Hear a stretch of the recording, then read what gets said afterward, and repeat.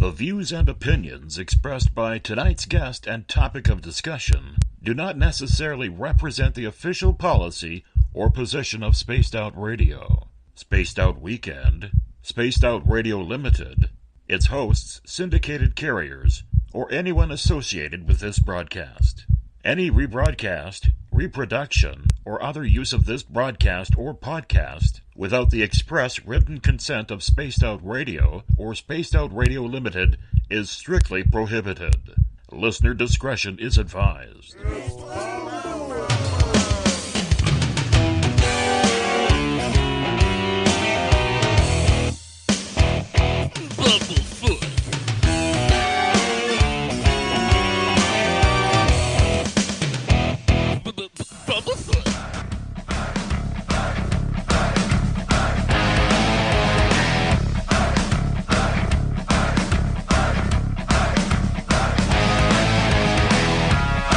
Are you experienced?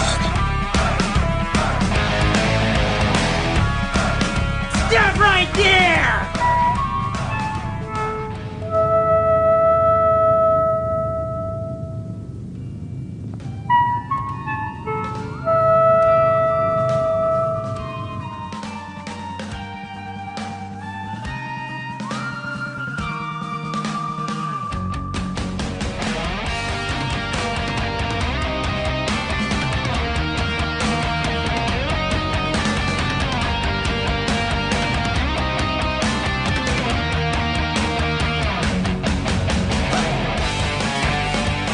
From high atop the mountains of British Columbia to you listening around the world, this is Spaced Out Radio with host Dave Scott. They let us play with all our toys, they let us think that we're big boys, they let us make a lot of noise, but women rule the world. They let us think we're Superman. You can follow us on our website, spacedoutradio.com, on iTunes and TuneIn. Follow Dave on Twitter at Spaced Out Radio, on Facebook at Spaced Out Radio Show, or on our YouTube channel, Spaced Out Radio Show. I try to act so cool, but you know I'm just a fool for you. I will stop till I reach the top just to be there with you. Dave, oh Dave, are you playing with Bigfoot and aliens again? Dad, you gotta stop haunting the ghosts. It's scaring them. All right, seriously, put down the pointy sticks.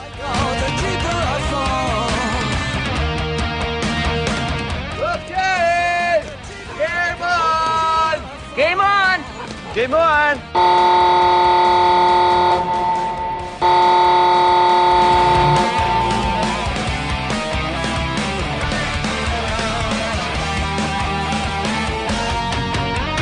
The password is... All right.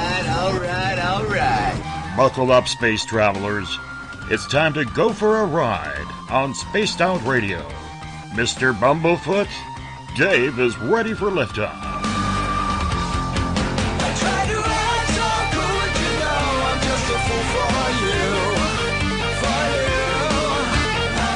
you. Seriously, Dave? Really? Aren't you a little old for a tinfoil hat? Hello, Toby. Bye-bye. Love you. Bye-bye. Yeah, just please take your seat above her. There will be it's time for pickup.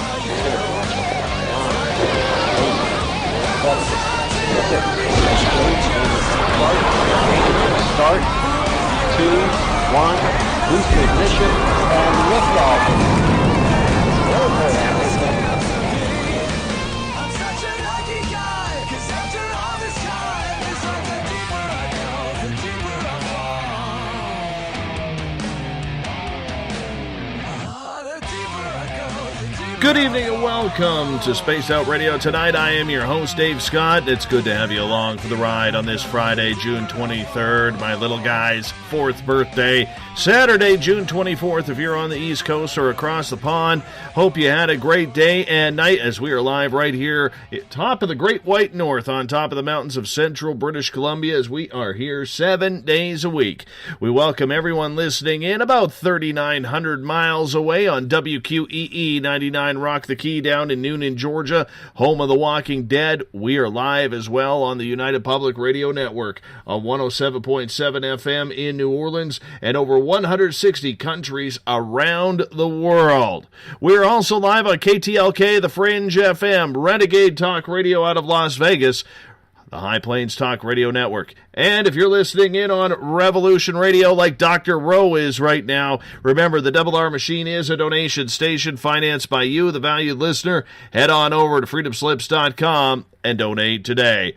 Horns up if you like our music intro, thanks to the guitar god himself, Mr. Ron Bumblefoot THAL, formerly of Guns N' Roses, currently of Art of Anarchy. Bumblefoot is the official sound of Spaced Out Radio. Now, if you want to follow us on social media, I highly suggest you give us a follow on Twitter, at Spaced Out Radio. Give our Facebook page a like, Spaced Out Radio Shows. On Instagram, follow me at Dave Scott, SOR. Subscribe to our YouTube channel, Spaced Out Radio Show. Tune us in on TuneIn. Download this show and others on iTunes.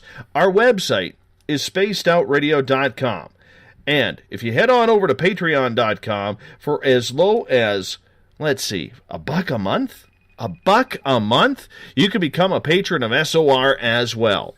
Now, if you want to take part in this show, you got to do me a favor. You got to sign into one of our chat rooms. Either go to our website and click on Listen Live.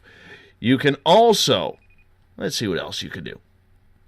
You can also go on to Revolution Radio's chat room, on Spreaker, on the UPRN chat room, or maybe you're one of the lucky ones who is part of the Facebook group, the SOR Space Travelers Club.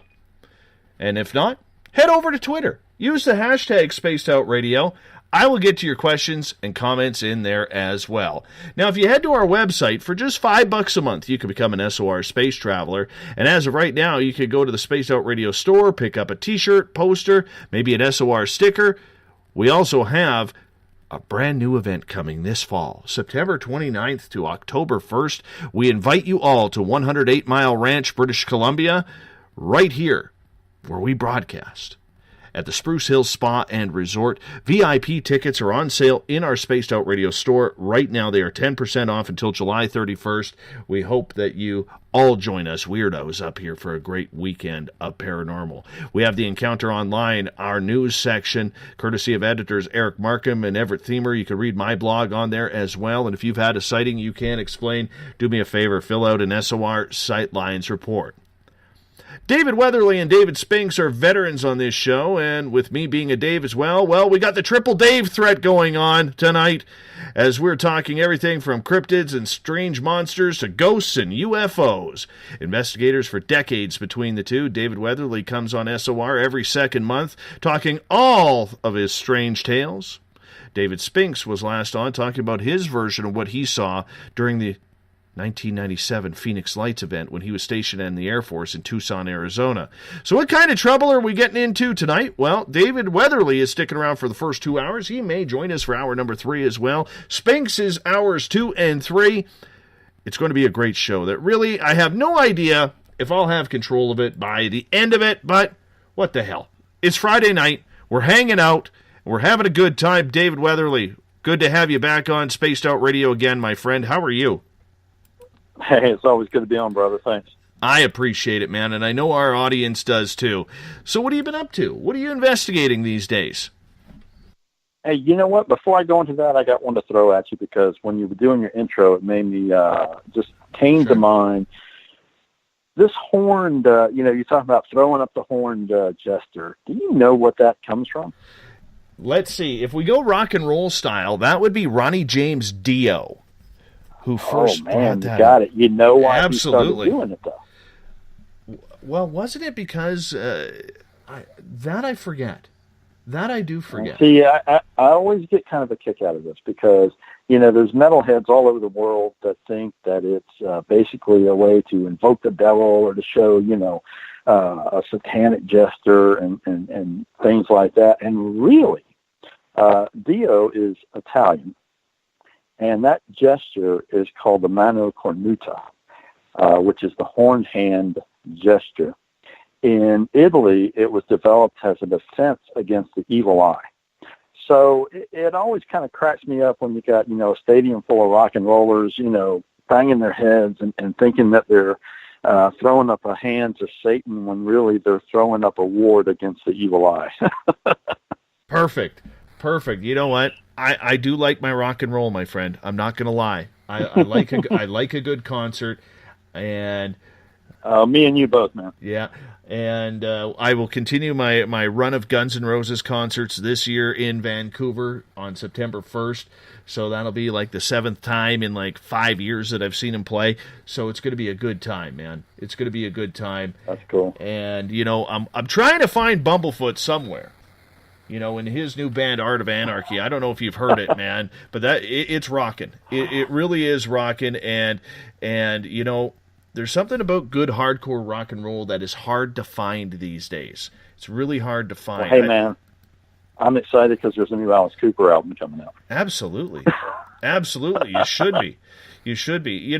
What is he now? 78? 75? Oh my gosh, yeah, something like that, and he's still kicking it. I hope he keeps going, man. I really do. I've never seen him.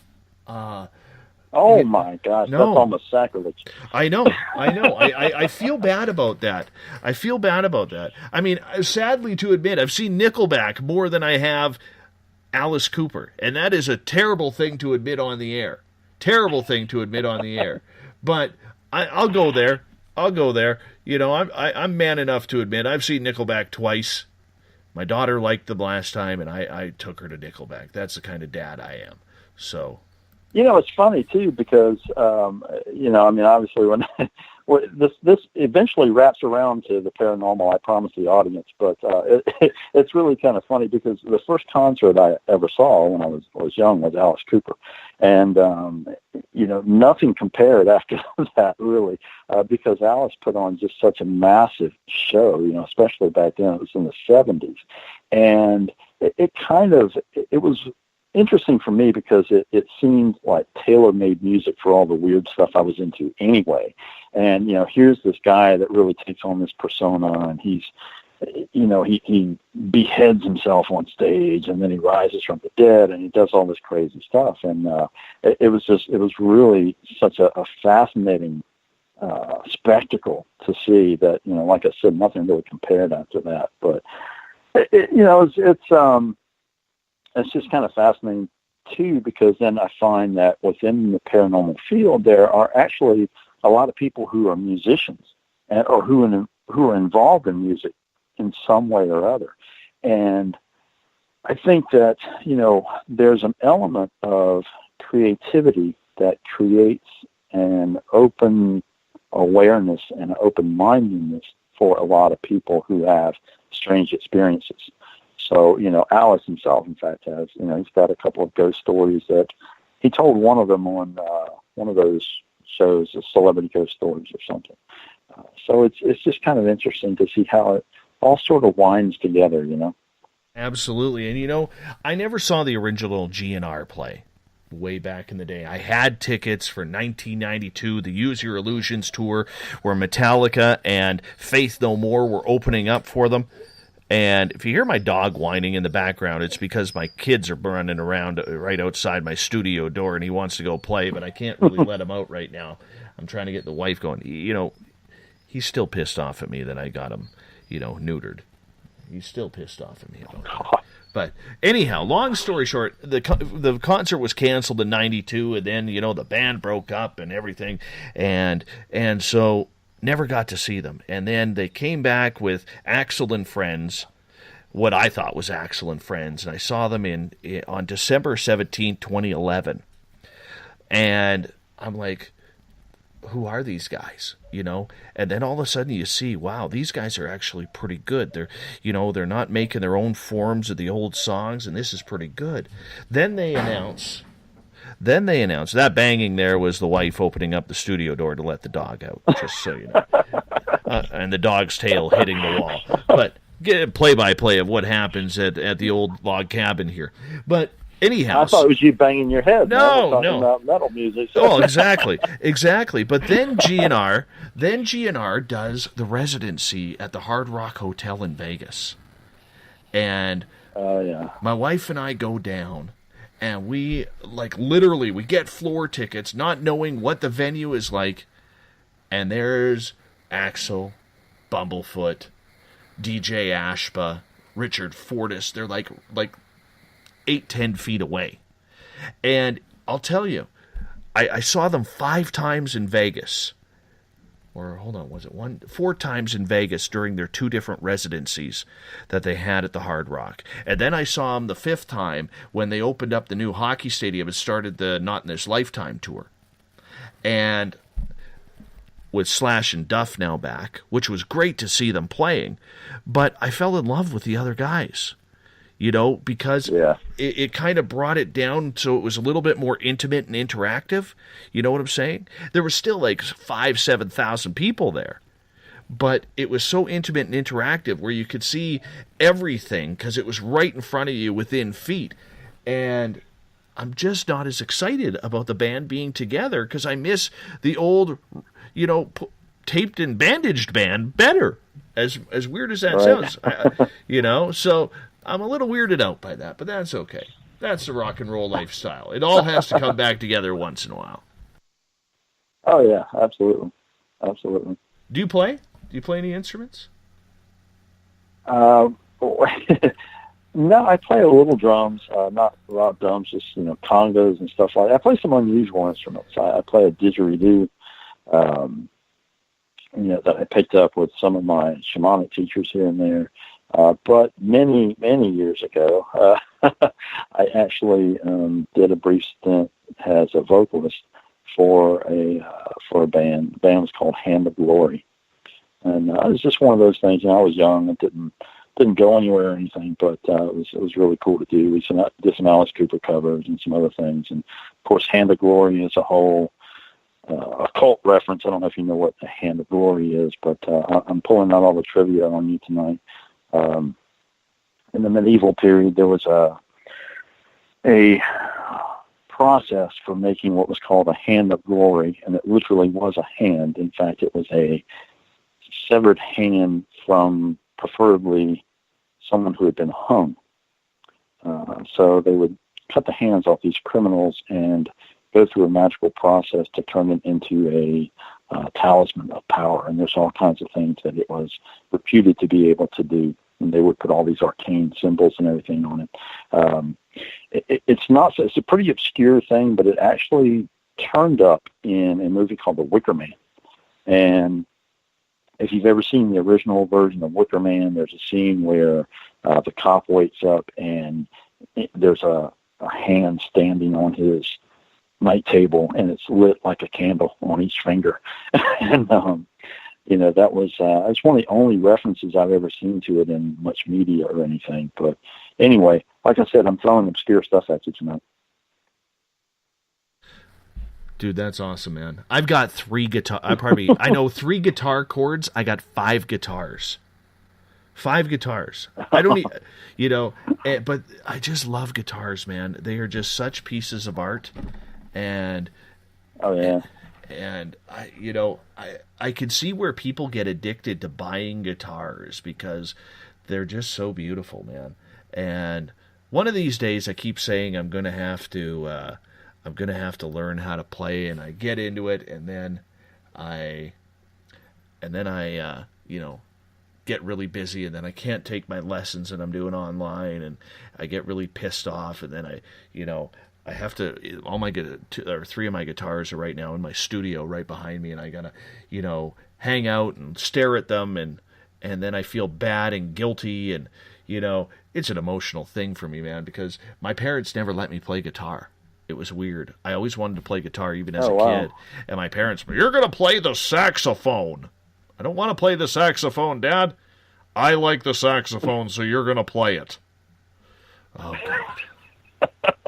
Oh, God. So that's what happened. So now, let's see, 35 years later, here I am with 5 guitars, 3 chords, but I'll tell you, I suck, and I'm proud to suck with it because I don't care what it sounds like. I own 5 guitars.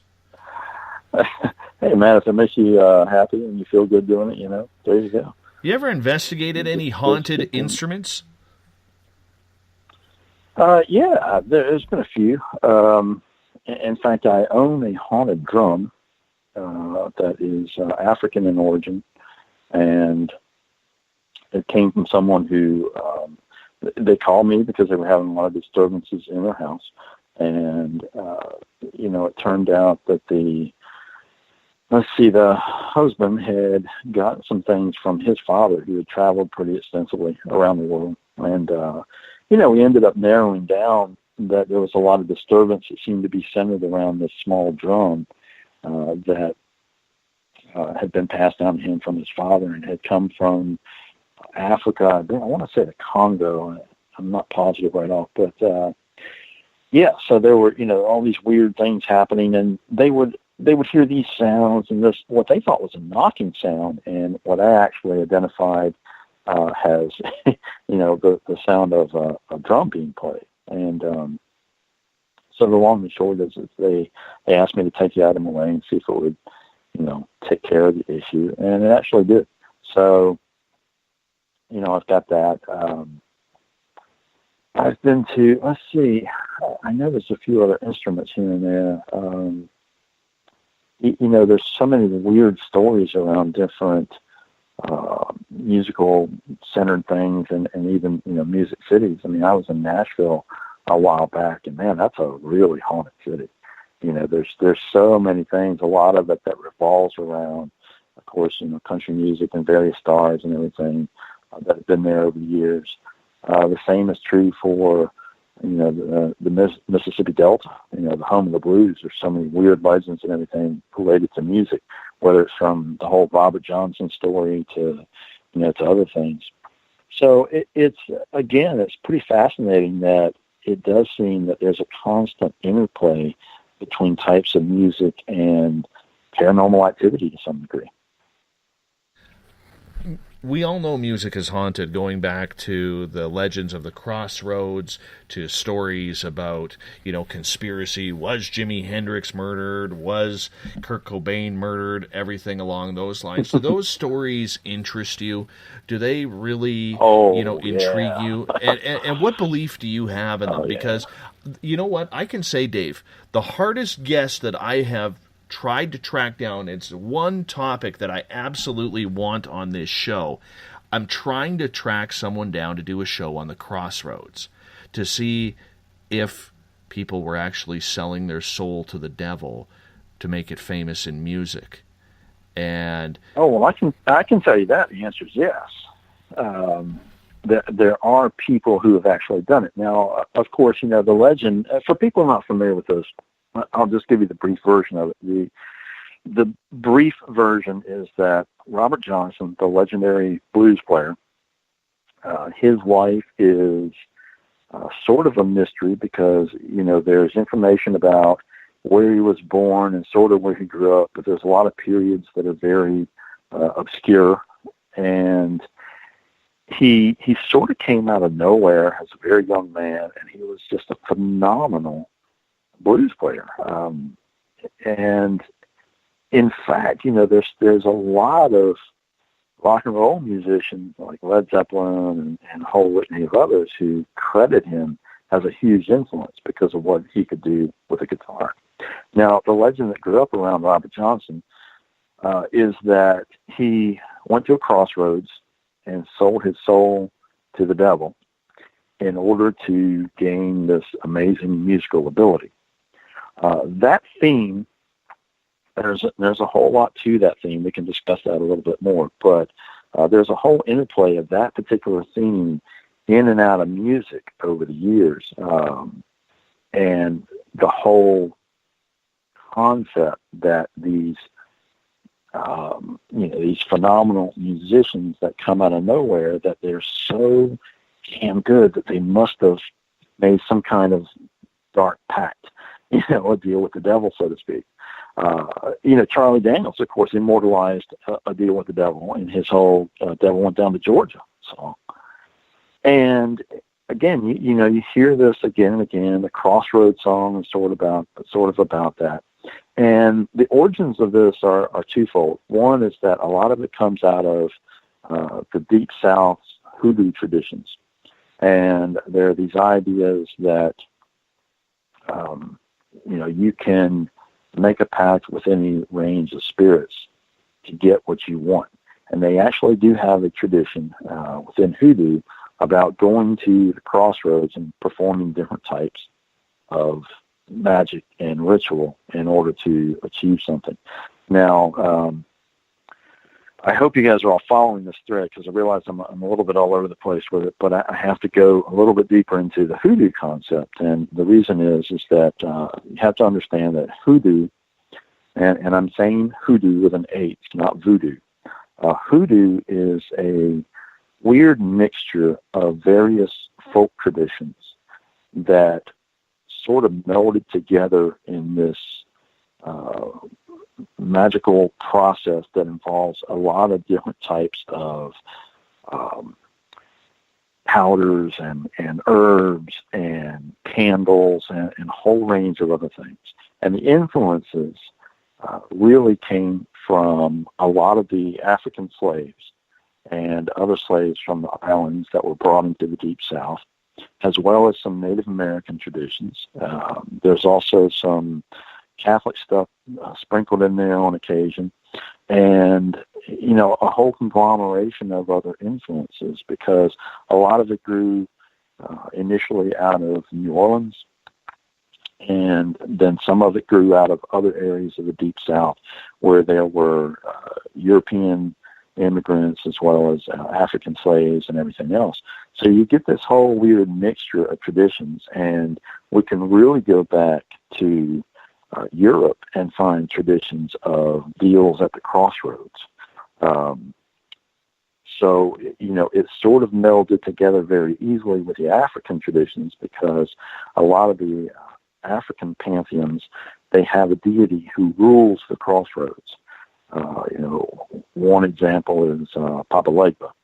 So these African deities that rule the crossroads, they represent sort of the gateway between our world and other levels of power, if you will, whether it's access to spirits or gods or whatever it is. So that is sort of the place to go, because it literally is a crossroads, not in just a physical sense, but also in a greater supernatural sense, because this is where all these different things converge and anything's possible.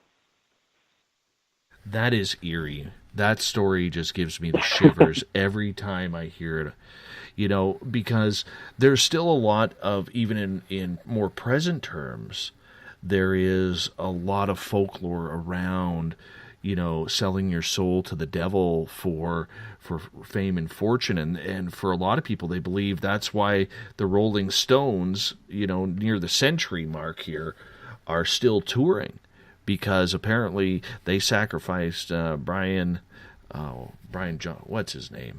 The guy who Brian passed. Jones, yeah. Brian Jones to the devil in order to keep going. How true it is, I don't really know. Do I buy it on a scale of 1 to 10? I'm at about a 0.5, of believing it. But there's rumors galore throughout rock and roll about this stuff happening, and it all started at the crossroads. Do you think that when it comes to music, that the devil plays a lot of tricks in order to make it happen for people?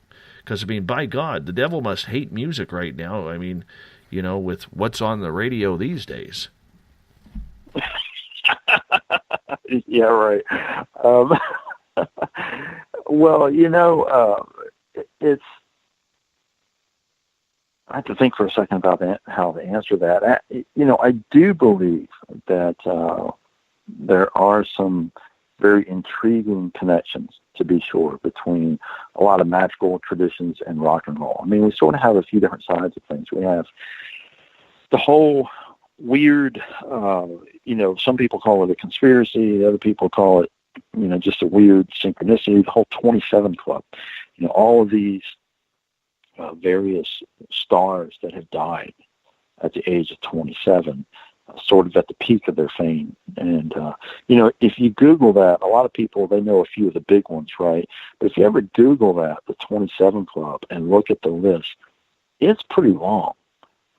And, whether that is just a strange, now, some people would say, oh, that's just, it's coincidence. I know there's so many people in music, you could do that. But I know that, you couldn't Google another random age and find that many, I don't think, stars that have died, musical stars that have died at the same age. So we have that on the one side. And then on the other side, we have this whole constant interplay between various magical and occult traditions and music that you certainly just can't deny. Now, if we go back to the blues again, we're talking about the Mississippi Delta, and most all of those people were involved in some type of voodoo or hoodoo or whatnot. So, there were a lot of those things going on. And really, I love old blues music. And if you listen to it, there is so much in the songs, that talk about different kinds of mojo being used and so forth. But then, even contemporary bands, you're pointing out the Rolling Stones. Another good example is, well, let me touch on the Stones for a moment. The Stones, there's some really intriguing stories about their beginnings, of course, and how they landed their contract and everything else. But there were also all these different things that they were involved in. Now, Mick Jagger, man, I'm really testing my memory here. Mick Jagger was in a film that was made by a guy who was an occultist. And it's this really bizarre movie that has all this symbology in it and everything. And this was not long after Jones's death, as I recall. So, these guys are always sort of dancing with it, if you will. Led Zeppelin, Cage was incredibly fascinated by Aleister Crowley. And if you look at the Zeppelin albums, there's a lot of sort of occult influence and symbology and things that they wrote. They're very pagan references in some of their songs, and things that refer to ceremonial magic and so forth. And then Cage, at one point, for a long time, in fact, he owned Boleskine Abbey, which is the house on the shore of Loch Ness that Aleister Crowley owned and did a lot of ceremonial magic in. And, of course, Boleskine Abbey itself is haunted and reputed to be a place that for many years no one could bear to stay in because there was something so dark and sinister in there. So, all of this stuff winds together in very intriguing ways. And to answer your earlier question, as you probably already guessed by now, it's a very fascinating subject for me. I'm incredibly intrigued by it. And it's something that, in my list of projects at some point I may delve into more, because there are certain facets of it I'm really fascinated by. And there are certain players that are very intriguing to me. Jim Morrison is one. I just, I think he's a very compelling personality, and there was so much going on with that guy that it's sort of mind-boggling. And he was very,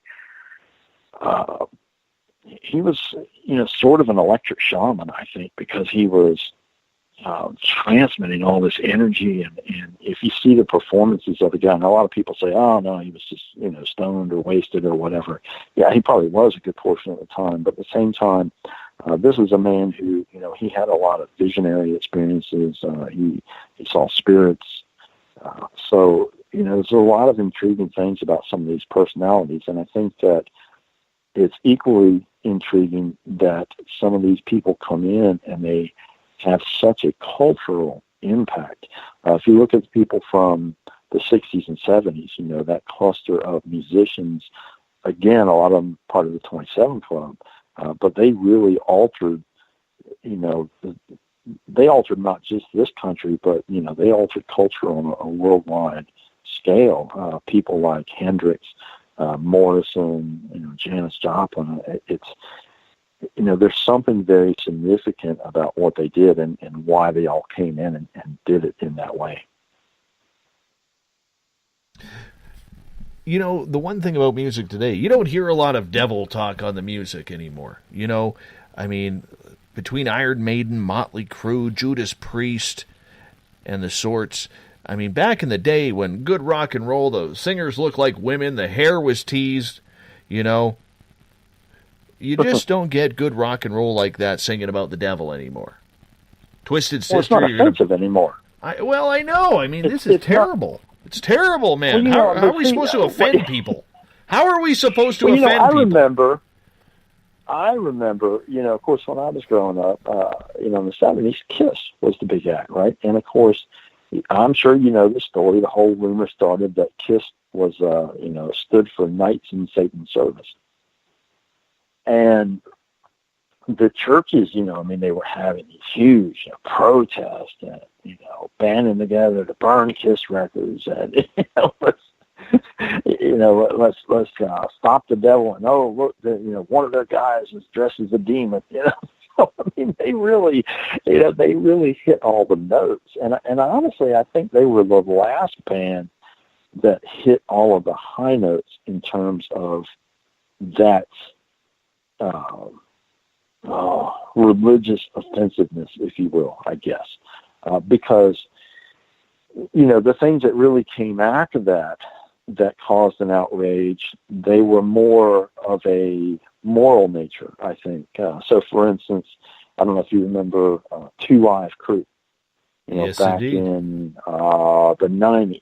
So, they caused a major amount of turmoil and got publicity, but it was all because they were being morally offensive with what they were doing and what they were singing about. But really, who since Kiss of any significance has really sort of flown into the face of traditional religion and, touted, or even just directly implied, here we have a direct connection to the devil. There's been a few minor bands, and there's certainly always influences, and that element is always certainly around.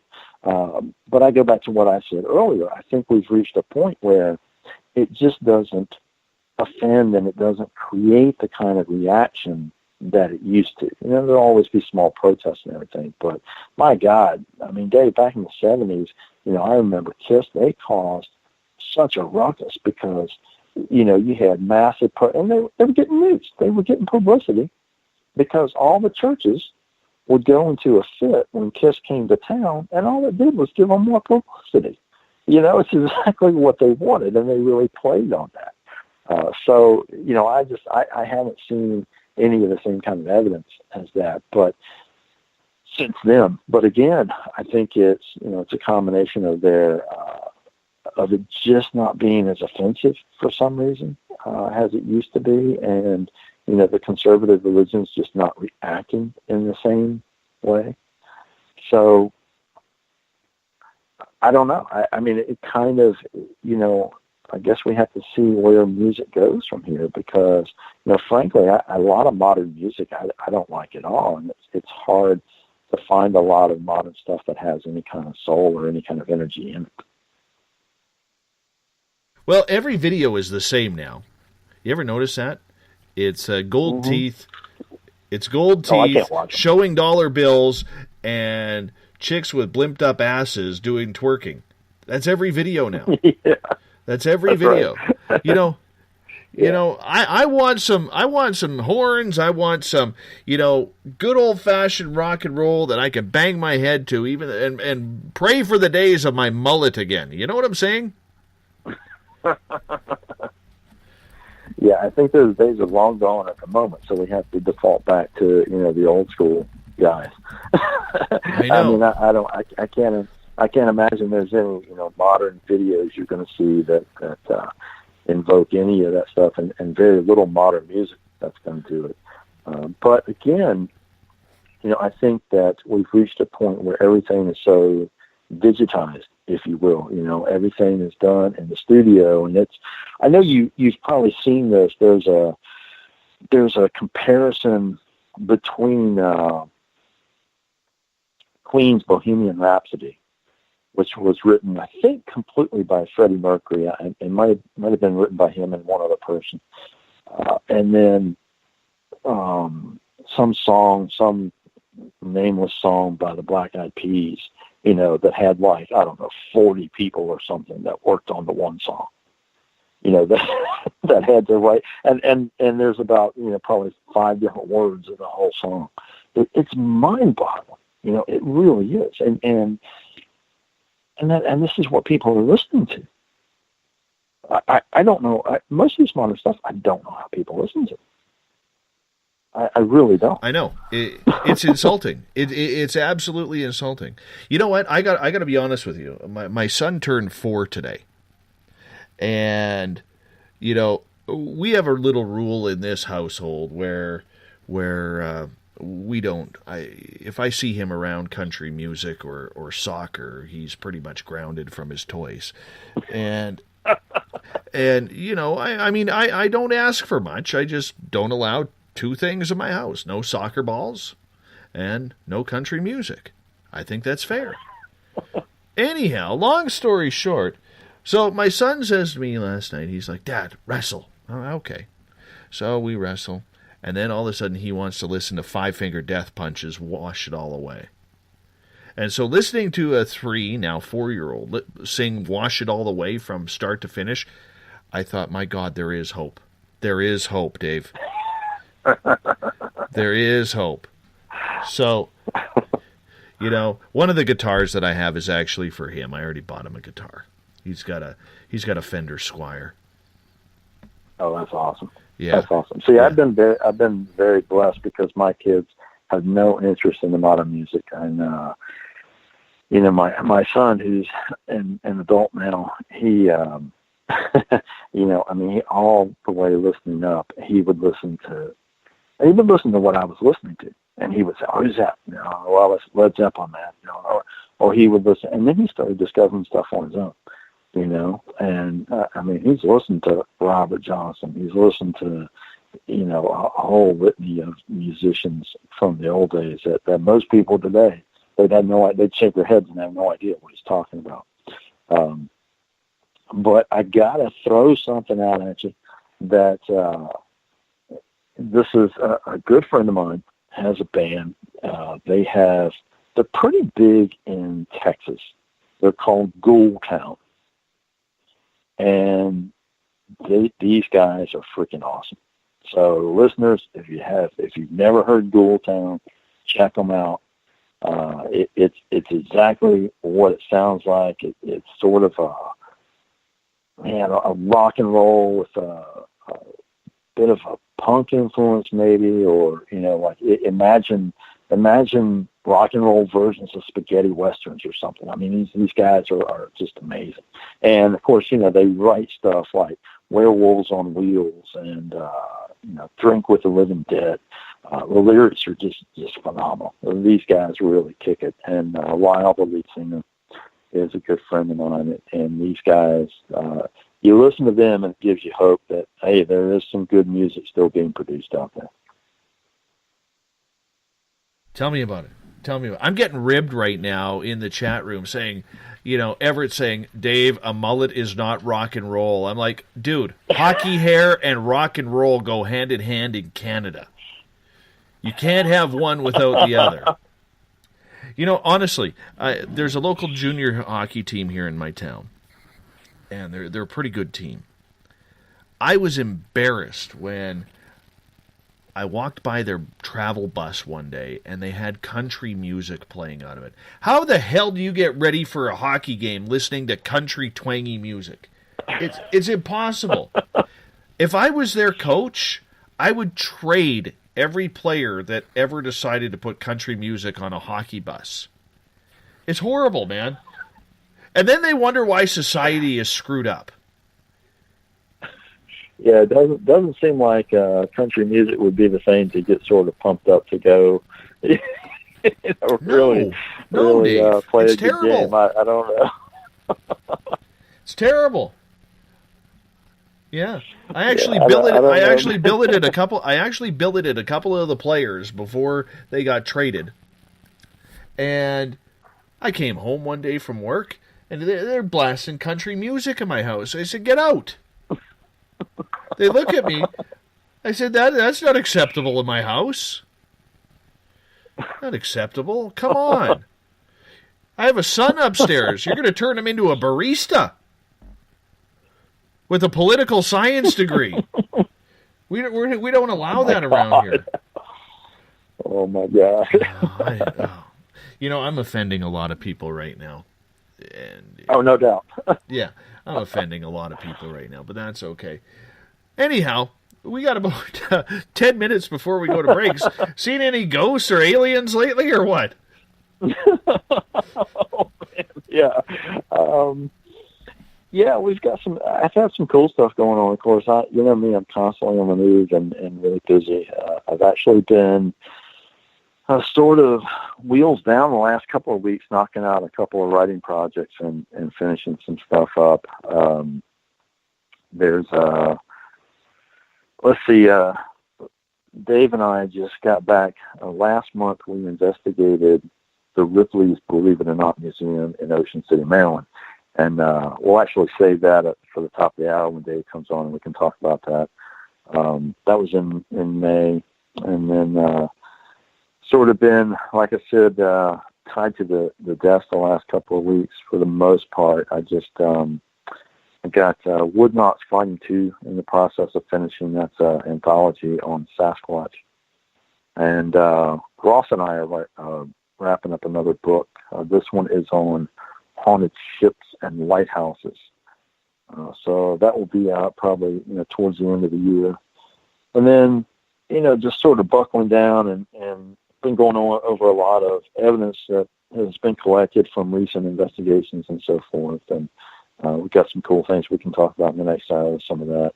And getting ready for the fall season, which is always extremely busy for me. The closer it gets to Halloween, the crazier things get. And, of course, everybody wants to have events and conferences and everything in September and October. So the rest of my year still is extremely busy. But it's all good. I love it. And some exciting prospects for new places coming up to investigate, too. Back to the music for a second. Joe is asking, do you consider the Allman Brothers country music? If you hate the Allman Brothers, we have a problem.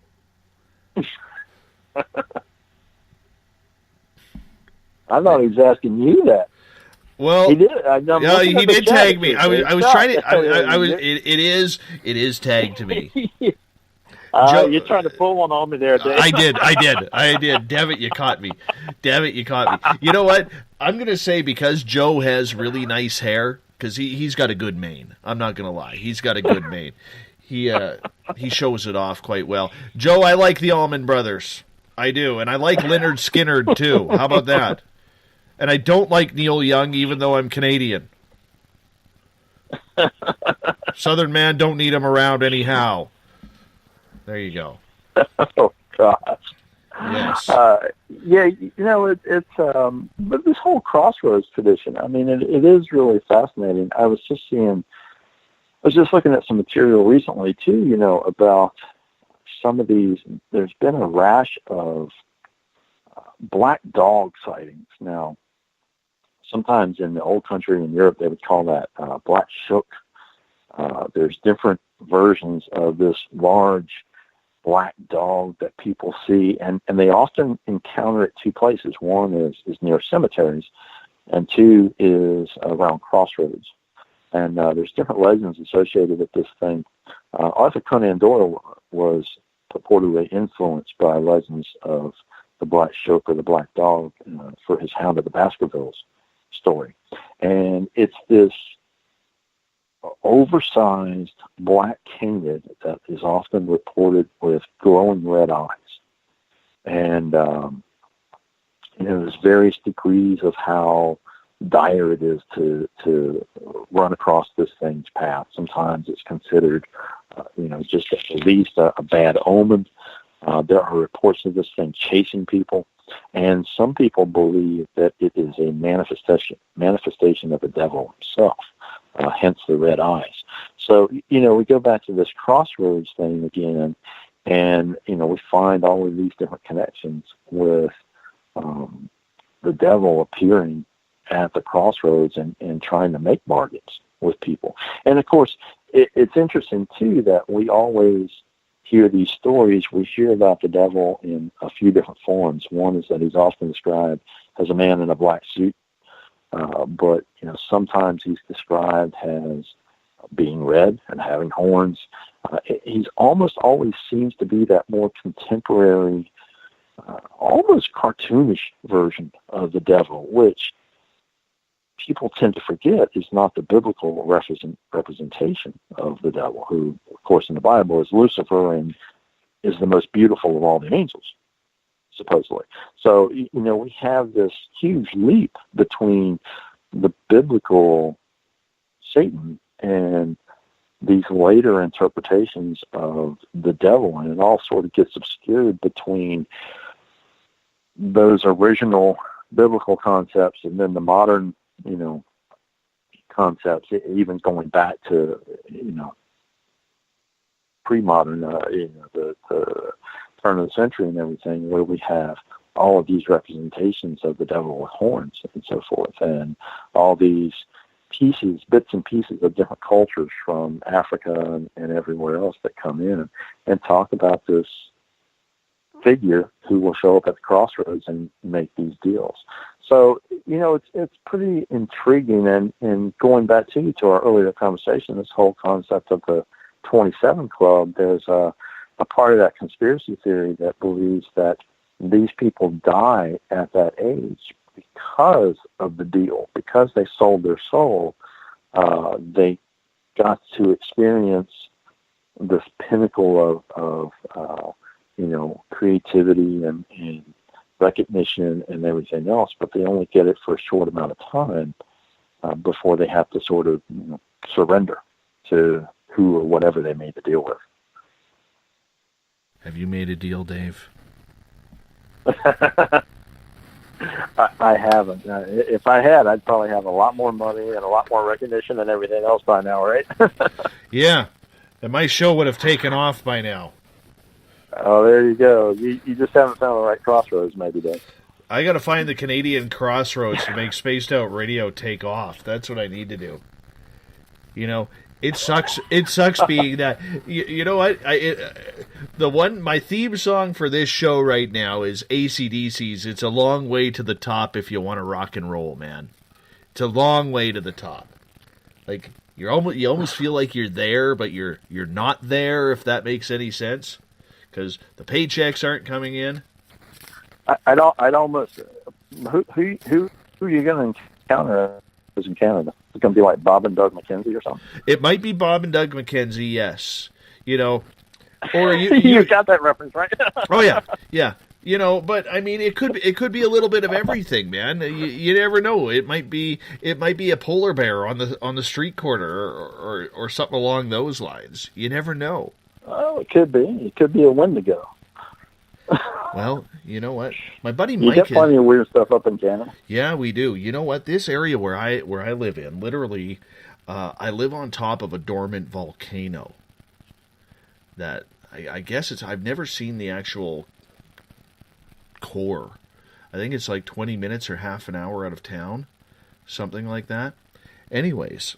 So this area is very volcanic. It's been dormant for like over 1 million years. And apparently the ley lines around here are phenomenal. And that's why we get so much stuff hanging out. You're coming to the Paracon, aren't you? You are coming to the Paracon. That's the plan. I think so. Yeah. I think so. That's the plan, yeah. So when you come, you got to come a few days early. Because we'll show you around. Because there is everything around here. I just got an actual email a couple weeks ago from a guy about 6 hours north of me that actually had a run-in with a dogman.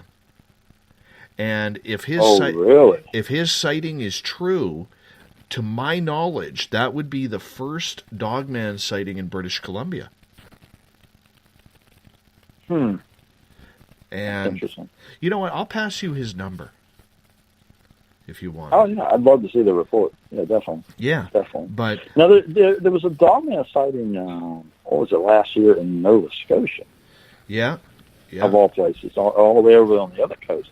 And, in fact, that's kind of a weird story because that story circulated on a few different news sites and so forth. And I wrote a story about it and posted it on my blog. It got a crazy number of hits, And in the midst of it, I got this email, and you know, it was almost like this bizarre conspiracy was unfolding. So I got this email, and this guy was, and I can't remember the sequence. At one point, he sent me an email, and he basically demanded that I take the blog post down about this sighting. And I got this whole sequence of emails from him. Some of them were anonymous. Some of them were actually from his email, and you know, the writing style and everything, I knew it was the same person the whole way along. And you know, he sent one of the emails, and he said, the whole thing's phony. I have fully investigated it, and you know, I've been to the area, and it's all a lie, and you should take it down. And it's just really strange, because I've never seen someone so insistent that I remove a post, you know, that was basically a fairly simple story. There wasn't a whole lot to the report. Right. And Dave, I'm going to really work this guy up. Dave, I'm going to get you to hold on right there, because we got to get Dave Spinks in here after the break. We got about 7 minutes to go, and we are at the break. We got some questions here. That was a fast hour, my friend. You hold on tight. We'll be back with more David Weatherly. David Spinks is going to join us. Triple Dave Threat coming up the next hour, possibly two, on Spaced Out Radio. Coming September 29th to October 1st, the first annual Spaced Out Radio Caribou Paracon. Hi, this is Dave Scott. The event will be held at the Spruce Hills Spa and Resort in 108 Mile Ranch, British Columbia. Come join us for an amazing weekend of speakers talking all things paranormal, UFOs, ghosts, aliens, Sasquatch, intuitiveness. Listen to great speakers like Miriam Delicato, Samantha Mowat, and the crypto guru Ronald Murphy. Get your VIP passes by going to spacedoutradio.com and clicking on the Paracon banner. Come to BC, where the paranormal is waiting for you.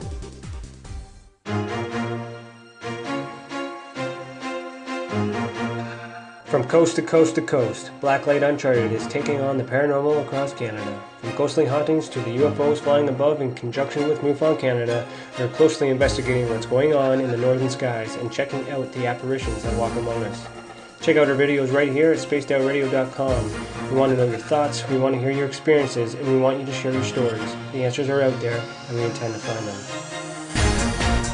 Would you like to become one of our space travelers?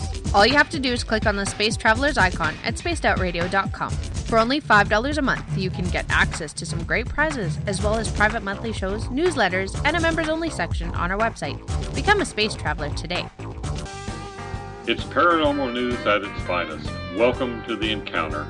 At spacedoutradio.com, The Encounter online is SOR's trusted news source for everything weird and strange going on around the world. This is news editor Eric Markham. Our team of journalists are scouring the planet for those strange stories that rarely make the mainstream. No fear-mongering or fake news here. Head over to spacedoutradio.com and encounter The Encounter.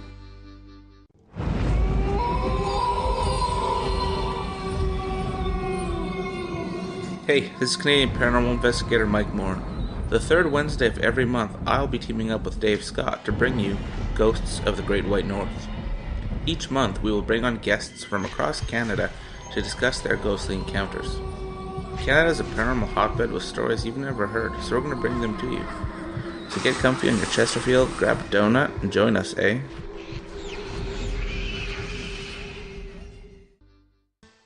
Have you had an experience you can't explain? Had a run-in with ghosts, maybe Bigfoot, or seen lights in the sky? Hi, I'm Mike Schmidt from the SOR Sightlines. I'm here to investigate your sighting. Head to spacedoutradio.com and fill out a report on the Sightlines. All your information is 100% confidential, and I will help you figure out what you've been seeing. File your report, and let's find out the answers together. Visit purpleplates.com today. For over 40 years, the Purple Energy Plates have been delivering amazing results for their many customers. Inspired by the great genius Nikola Tesla, the harmony, healing, and energetic effects of the plates have proven over and over to be beneficial and often miraculous to thousands of customers. With their money-back guarantee and the many benefits, how can you afford not to get one? Check their site for daily specials and choose from their many energy products. You won't be sorry. Visit them today at purpleplates.com for mind, body, and spirit. And expect a miracle. Are you interested in advertising on Spaced Out Radio? Head to our website at spacedoutradio.com and click on our advertising tab. There, you will find an assortment of ways you can get your product out there with us, from radio commercials to banners and social media. Have a product you like our hosts to endorse? We can do that too. Visit spacedoutradio.com for more details. Have you got your Cosmic Passport? If you need one, tune in to Cosmic Passport on Spaced Out Weekend. This is Elizabeth Anglin, ET experiencer, spirit medium, and host of Cosmic Passport. Each weekend I'll be bringing you interviews and support from other paranormal experiencers, and the best in intuitive spiritual guidance from across the globe. It's all happening starting at 9 p.m. Pacific Time, midnight Eastern, on spacedoutradio.com. From British Columbia to Northern California, Pacific North Weird has Cascadia covered. Check out our feature videos at spacedoutradio.com, where I, Vincent Zunza, and my super sleuth partner Alexandra Sullivan track down the weird and strange stories from around the Pacific Northwest. From Bigfoot to Mel's Hole and everything in between. This is what makes life exciting. So why report the normal when we can report the Pacific North Weird right here at spacedoutradio.com. Oh, there's only one way to rock. Loud and proud. In high definition. Radio 702 rocks. Las Vegas. Every Saturday and Sunday night, as Dave Scott wanders aimlessly in the wilderness, you can come hang out with me, James Tyson, in Spaced Out Weekend. Starting at 9 p.m. Pacific, midnight Eastern, I'll take you along as we talk with some of the best experts in their fields. SpacedOutRadio.com is the place to find us. So sit down, relax, put your feet up. Enjoy the topics like the paranormal, supernatural, intuitiveness, and so much more. Hope to see you there. Don't have time to listen to Spaced Out Radio live? Wherever you are, the car, the office, the shower, or even if you're traveling, we're right here for you. Each Spaced Out Radio show can be found on iTunes, TuneIn, and on our YouTube channel, Spaced Out Radio Show. It's the perfect way for you to catch up on our shows. For more information, just head over to our website, spacedoutradio.com, and tune in to us today. The views and opinions expressed by tonight's guest and topic of discussion do not necessarily represent the official policy or position of Spaced Out Radio, Spaced Out Weekend, Spaced Out Radio Limited, its hosts, syndicated carriers, or anyone associated with this broadcast. Would you like to connect with us? Head to spacedoutradio.com for all your latest show info. And hit us up on Twitter using the hashtag Spaced Out Radio. Now, back to Dave Scott and SOR. Welcome back to the second hour of Spaced Out Radio. Tonight, I am your host, Dave Scott. Great to have you along for the ride. Tomorrow night and Sunday, Spaced Out Weekend with Uncle Jimbo, James Tyson, and Elizabeth Anglin kicks off at 9 p.m. Pacific, midnight Eastern time at spacedoutradio.com, because we like to go 7 days a week around here. If you want to follow us on terrestrial radio, head over to WQEE 99 Rock the Key down in Noonan, Georgia. Ryan O'Neill, I know you're hanging out. I know you're listening. We love being on your network. Thank you so much for choosing Spaced Out Radio over everyone else and everybody who tunes in, especially at West Georgia College there as well. We appreciate you hanging out as well. Jessica, where are you hiding? I know you're tuning in as well. Send us a hello. You can do that. We're also on the United Public Radio Network on 107.7 FM in New Orleans and over 160 countries around the world. Great to have you with us as well. We're live on KTLK, The Fringe FM. We're also live on Renegade Talk Radio out of Las Vegas. And if you're listening in on Revolution Radio, remember the Double R Machine is a donation station financed by you, the valued listener. Head on over to freedomslips.com and donate today. Bill Cardwell has set the password for tonight in the SOR Space Travelers Club. Pseudochroma-esthesia.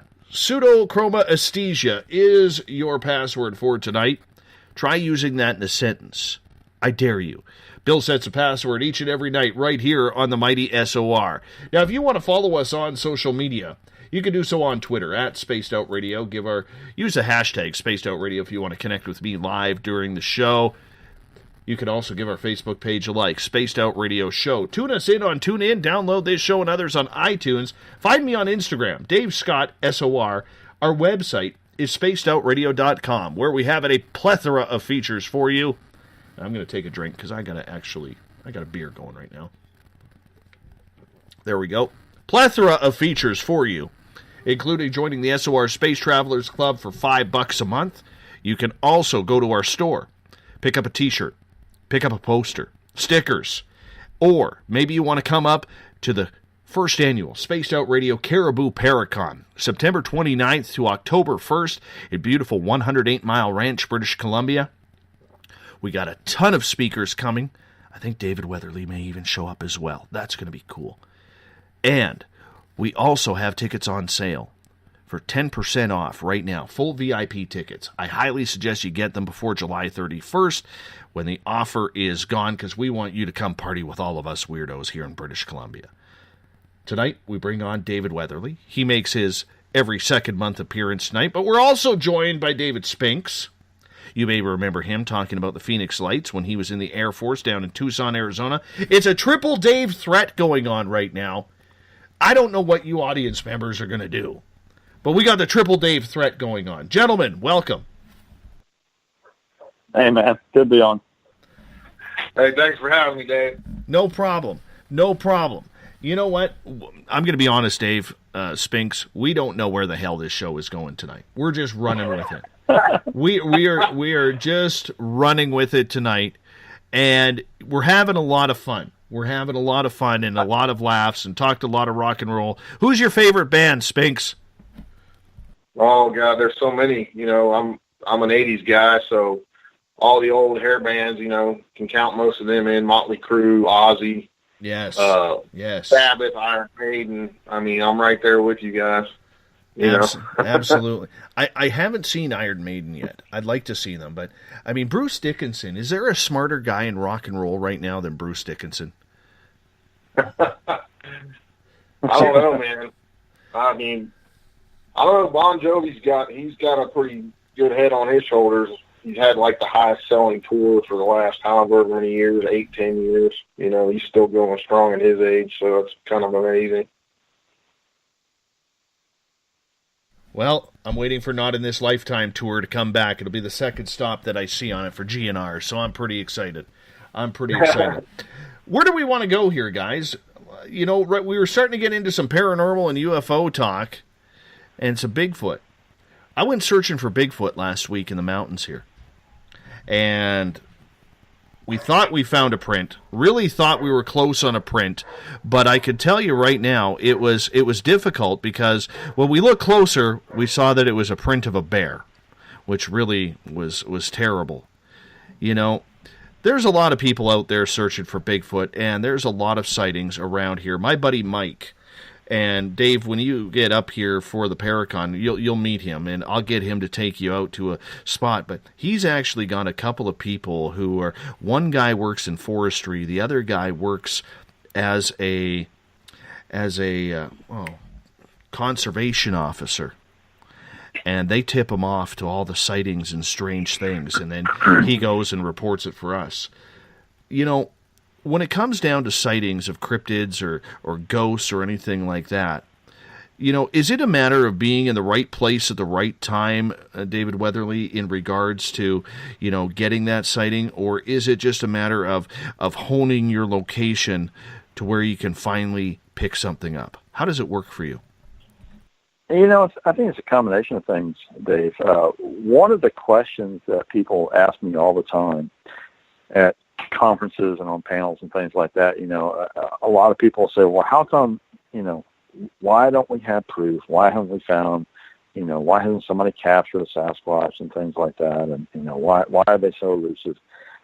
And I like to try to people, I've carried a map with me a few times, actually try to get people to understand this concept of the wild areas and this is speaking specifically to North America, in the United States, people have this concept that everything is, people have this weird concept that there are other human beings everywhere all the time, like in every area of every state. And the reality is that, most people are clustered in cities, and there are vast tracts of wild land that, don't see a person, for days, weeks, months, sometimes longer, sometimes years, because, there's a massive amount of land out there. My favorite example is to show people a topo map of Utah.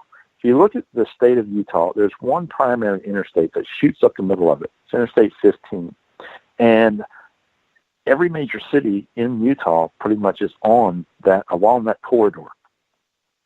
The largest population, of course, is clustered around Salt Lake City.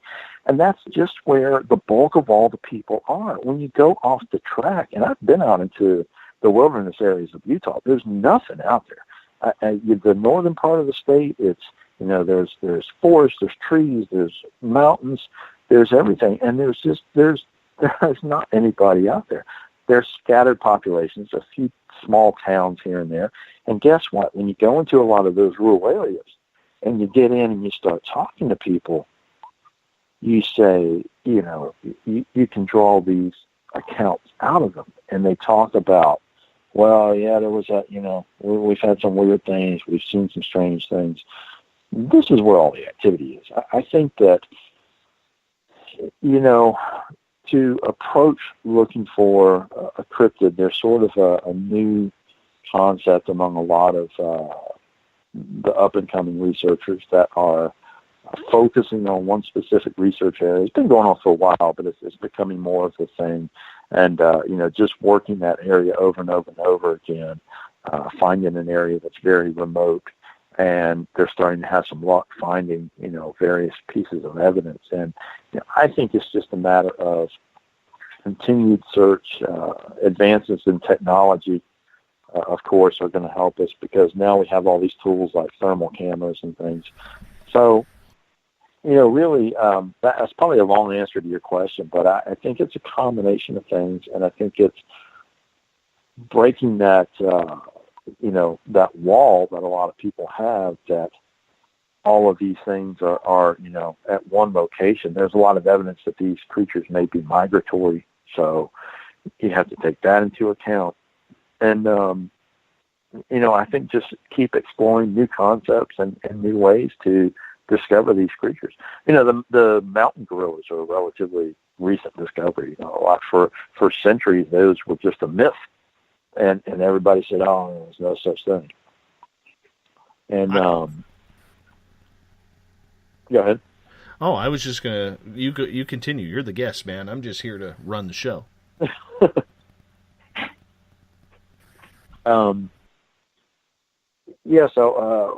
Gosh, where was I going? It was a crazy night. Where was I going with that? You were talking about gorillas. This population of mountain gorillas, was found, I think, in the early 1900s, I believe is when it was found. But, prior to that, they had been a myth. Everybody would tell, the tribal people would talk about these stories, of these creatures. And, a lot of modern scientists of the time thought, no such thing. But, yeah, they ended up discovering that actually those creatures do exist, and they found a population of them and so forth. So, I think we're dealing with a species, when we're talking about Sasquatch, that has a relatively small population and, small pockets of population here and there, and they're smart enough to stick to secluded areas. And this is where I stir a lot of traditional cryptozoologists up, because I say, well, it's very possible that there are some paranormal aspects maybe to what these creatures are. And that aggravates a lot of people, but that's just, that's my stance. You know what? That is probably one thing I absolutely love about your research is you continue to keep an open mind. And when it comes to Sasquatch, especially, we have so many people running around the forest saying that this is a hominid type creature, maybe Nephilim, or our version of the great ape running around, and they refuse to even look at. I mean, here they have all this, we're doing scientific research, man, on Bigfoot. And here they're eliminating theories and possibilities before we even have proven whether or not it has any. And, you know, I mean, you think of centuries, Dave, of First Nations, American Indian legends about this creature disappearing. You know, I also think, but here's the other thing I find interesting, Dave, and I'd like your take on this. Why are all pictures and videos blurry? Okay. Not everybody is that bad of a photographer. You know what I'm saying? So when we finally get some sort of evidence, it's blurry. Now, I can sit here and say, okay, the fakers want to blur it out because, you know, that's what every other video looks like. But what if this creature, and I'm just being hypothetical here, what if this creature actually is blurry? And I'll tell you what made me believe that. Last year, my wife and I, we do this hobby called geocaching. And so I had a father-son day with my son, and we got a lake about a mile from our house. And there was a few geocaches along the trail there that we wanted to get. So we were having a father-son day. It was late August, early September. It is bear season in my area. There's bear crap all along the trail. I've got my bear spray with me. I've got my son in his stroller. And I'm thinking, okay, he's like, Dad, can I walk? I'm like, no, buddy, you know, there's bears around here, you know, so you got to ride in the stroller just in case we got to get out of here quickly, okay?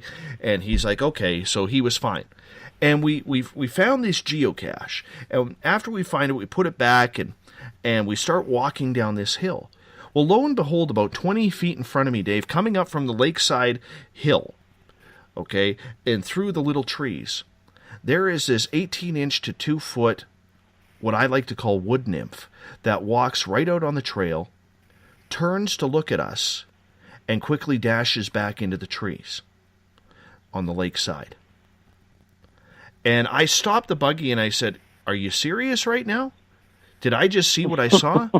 But here's the interesting thing. It was blurry. I had my glasses on, okay, my reading glasses, so nothing is blurry to my eyes. And this thing 20 feet away from me was blurry. So now I start thinking with Sasquatch, a lot of blurry photos. Do they maybe have some sort of signal that they give out, as hokey as that may sound, that causes video and camera photos, still camera photos, to be blurry all the time? What do you think? Well, you know, that's interesting. First of all, I love the story. But, you know, here's the thing. One of the comparisons I often use when I'm talking about this is that imagine, you know, what we might be dealing with here. The word paranormal, you use that, it gets people really jacked up in the crypto field. No, it can't be. Well, you know, really, paranormal means something beyond the norm. It's something that we just don't understand scientifically yet, you know, or logically or whatever. But I often point out to those people, I say, you know, what if these creatures have some kind of advanced camouflaging as a natural defense? Dave, imagine the first person who ever saw a chameleon. You know, what went through that guy's head? You know, he's looking at this lizard-like thing. There it is, you know, it's green, it's on the branch of a tree, and all of a sudden it just sort of looks like it fades away. You know, and in his consciousness, he's never seen a chameleon. He has no idea. How does he explain that? Well, I saw this lizard creature and it vanished. So, you know, I go back to all these native stories, like you referenced. The first volume of Wood Knots, I wrote extensively about Navajo sightings, Bigfoot sightings on the Navajo Reservation in the Four Corners area. And the Navajo culture has a long, extensive amount of lore about the Sasquatch. And, you know, I've talked to, Navajo Rangers who tracked one of these creatures, and here they are following the tracks, and all of a sudden the tracks just stop. You know, it's in the snow, it's on a hillside, there's no rocks, there's no trees, there's no nothing. You know, to them, they default back to their cultural beliefs that these creatures can, you know, somehow,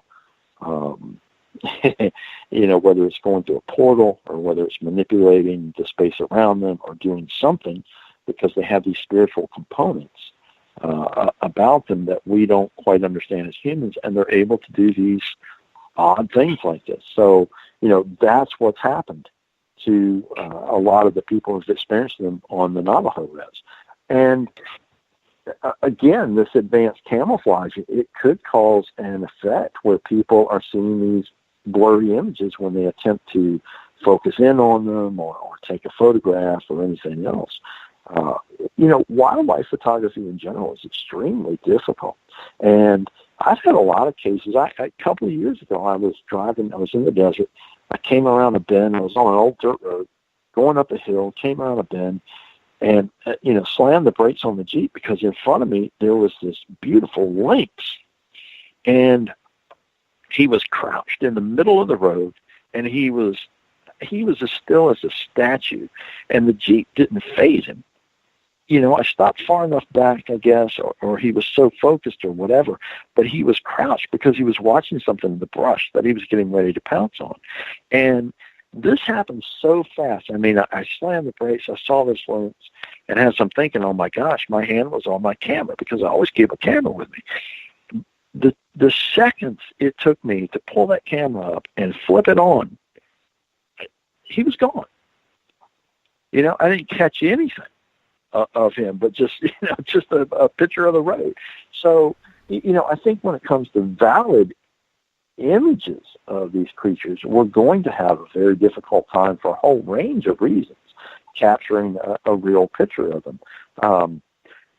That being said, you know, there's so much garbage on the internet, so many photoshopped and fake pictures and everything else that, you know, it wouldn't surprise me that if someone captures some genuine photographs, that they're probably not going to post them online right away. They're probably going to, you know, be apt to take them to some experts and really analyze them fully and see what they can make of them, because, you know, everything you see, it's either, you know, as they call it, a blob splotch, or, you know, just a blur, or it's something that's so far in the distance you're thinking, okay, well, it's an interesting, you know, figure and shape, but, you know, what do we do with that? What, you know, how will we compare it? Where do we go from there?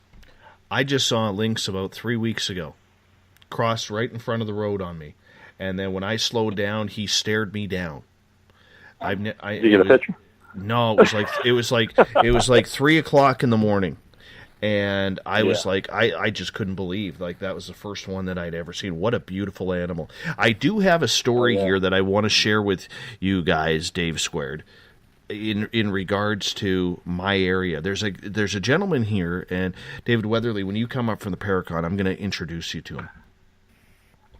He swears on his life, his children's lives, a Bible, whatever you want to believe in on this story.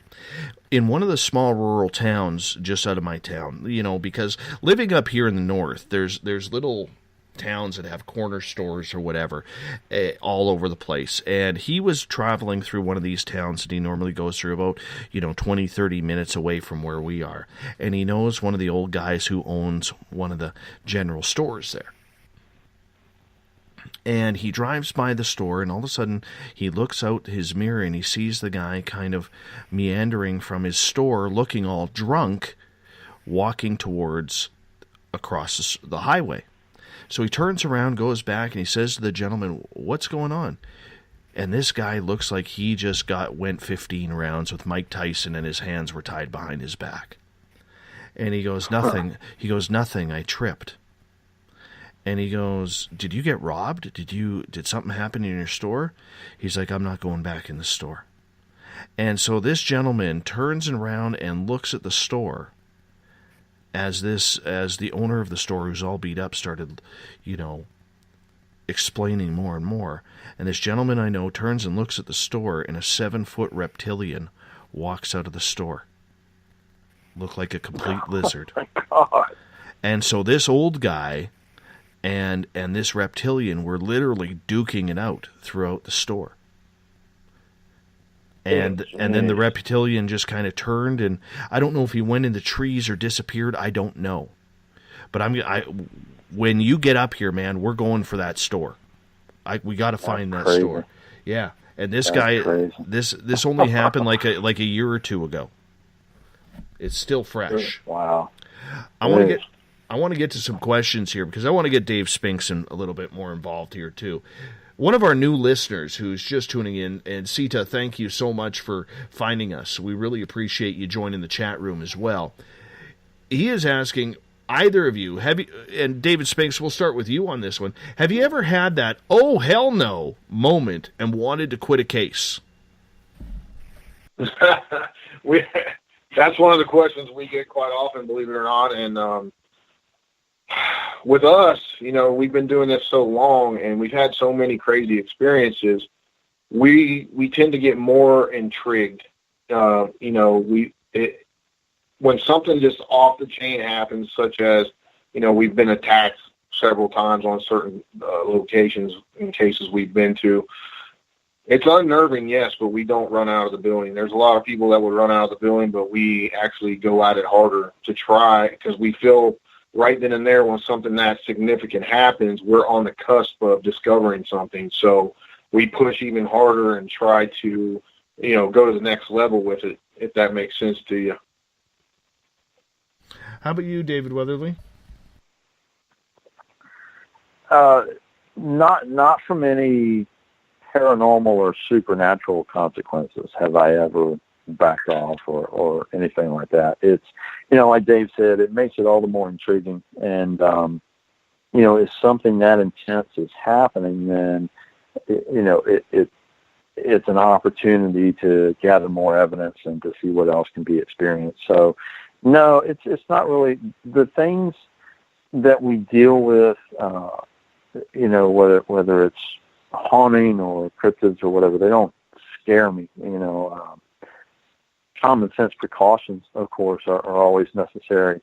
There have been a couple of occasions. There was an occasion quite a few years ago, and this was a location out west that I was going to investigate, a ghost town.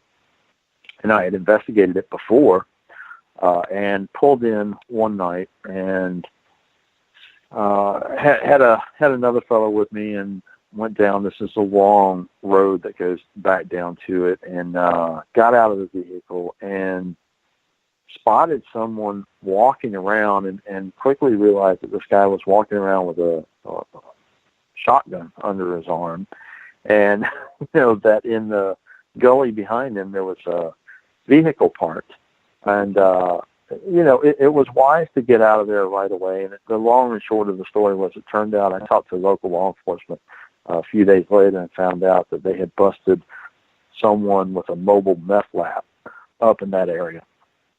So, these are the kind of things that I say, oh hell no, because the things that people do to other people are a lot more frightening than what happens from paranormal entities or anything else, I think. So those are just common sense things. It's not that anything supernatural, to this point has scared the hell out of me and made me run away now. I can tell you right now. I can tell you right now, if I got Carl the alien at my window again, I'm abandoning ship and I'm going after him. I'm abandoning the show and I am going after him because he stood me up 2 years in a row for our anniversary, and I'm not allowing that again. Dave, I cut you off. I apologize. What were you going to say? Well, I was disagreeing with David. We've had a few instances where some, I don't know what you call them, crazed fans or stalkers have showed up to locations where we're investigating and lying to the owner of the location, acting like they're our best buddies and bringing us food and all this stuff, and we've had to abandon some of the investigations. It gets pretty intense sometimes. And they're driving by the location all night long in their freaking minivan. We're wondering if they're going to try to drug us and abduct us or something. So yeah, we're more frightened of the people than we are the spirits or entities. Yeah. You see, that's my problem. I don't have any stalkers. There's nobody around where I live. The only stalker I have right now is the deer in the backyard. That's it. It's not friendly around here. I want to get to Twitter because Robin has a couple of questions at hashtag Spaced Out Radio.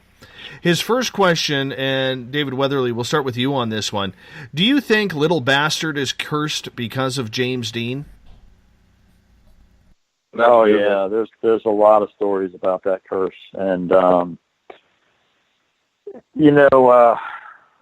story with that was that Alec Guinness saw James Dean getting in that car and essentially said, that car's going to kill you, and of course it did, and it was a horrible accident that Dean died in. But then there's more to the story in the aftermath, because the remnants of the vehicle purportedly caused some pretty serious things in the aftermath. And I think that this is a situation where something can have such a intense amount of trauma and kinetic energy attached to it that it can indeed continue to be problematic for other people who own it. I've run into a lot of different items that are cursed or haunted, whichever term you want to use. The curse is a bit more intense, and there are these pieces out there that it seems like whoever has them, ill fortune befalls them. Yeah, and those, an item such as that too, in my opinion, when someone dies tragically like that, that energy and that negativity is imprinted on that object forever, and it stays with it, and can cause all kinds of activity. Yeah, and the whole Little Bastard thing, it was the car was a Porsche. It was It was a Spider, I think, a Porsche Spider, and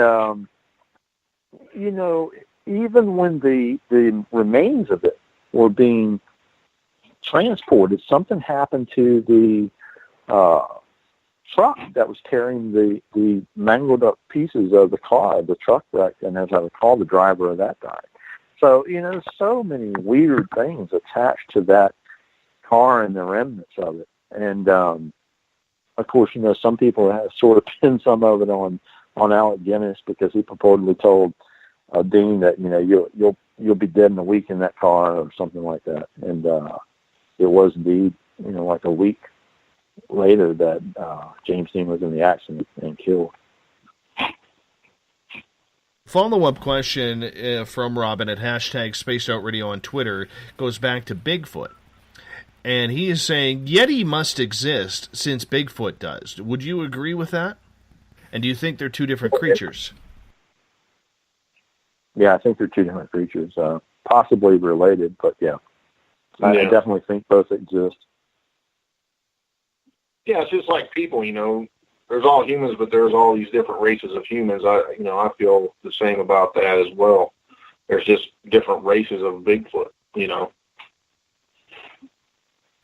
Exactly, and I would agree with you like that. It's same with extraterrestrials as well.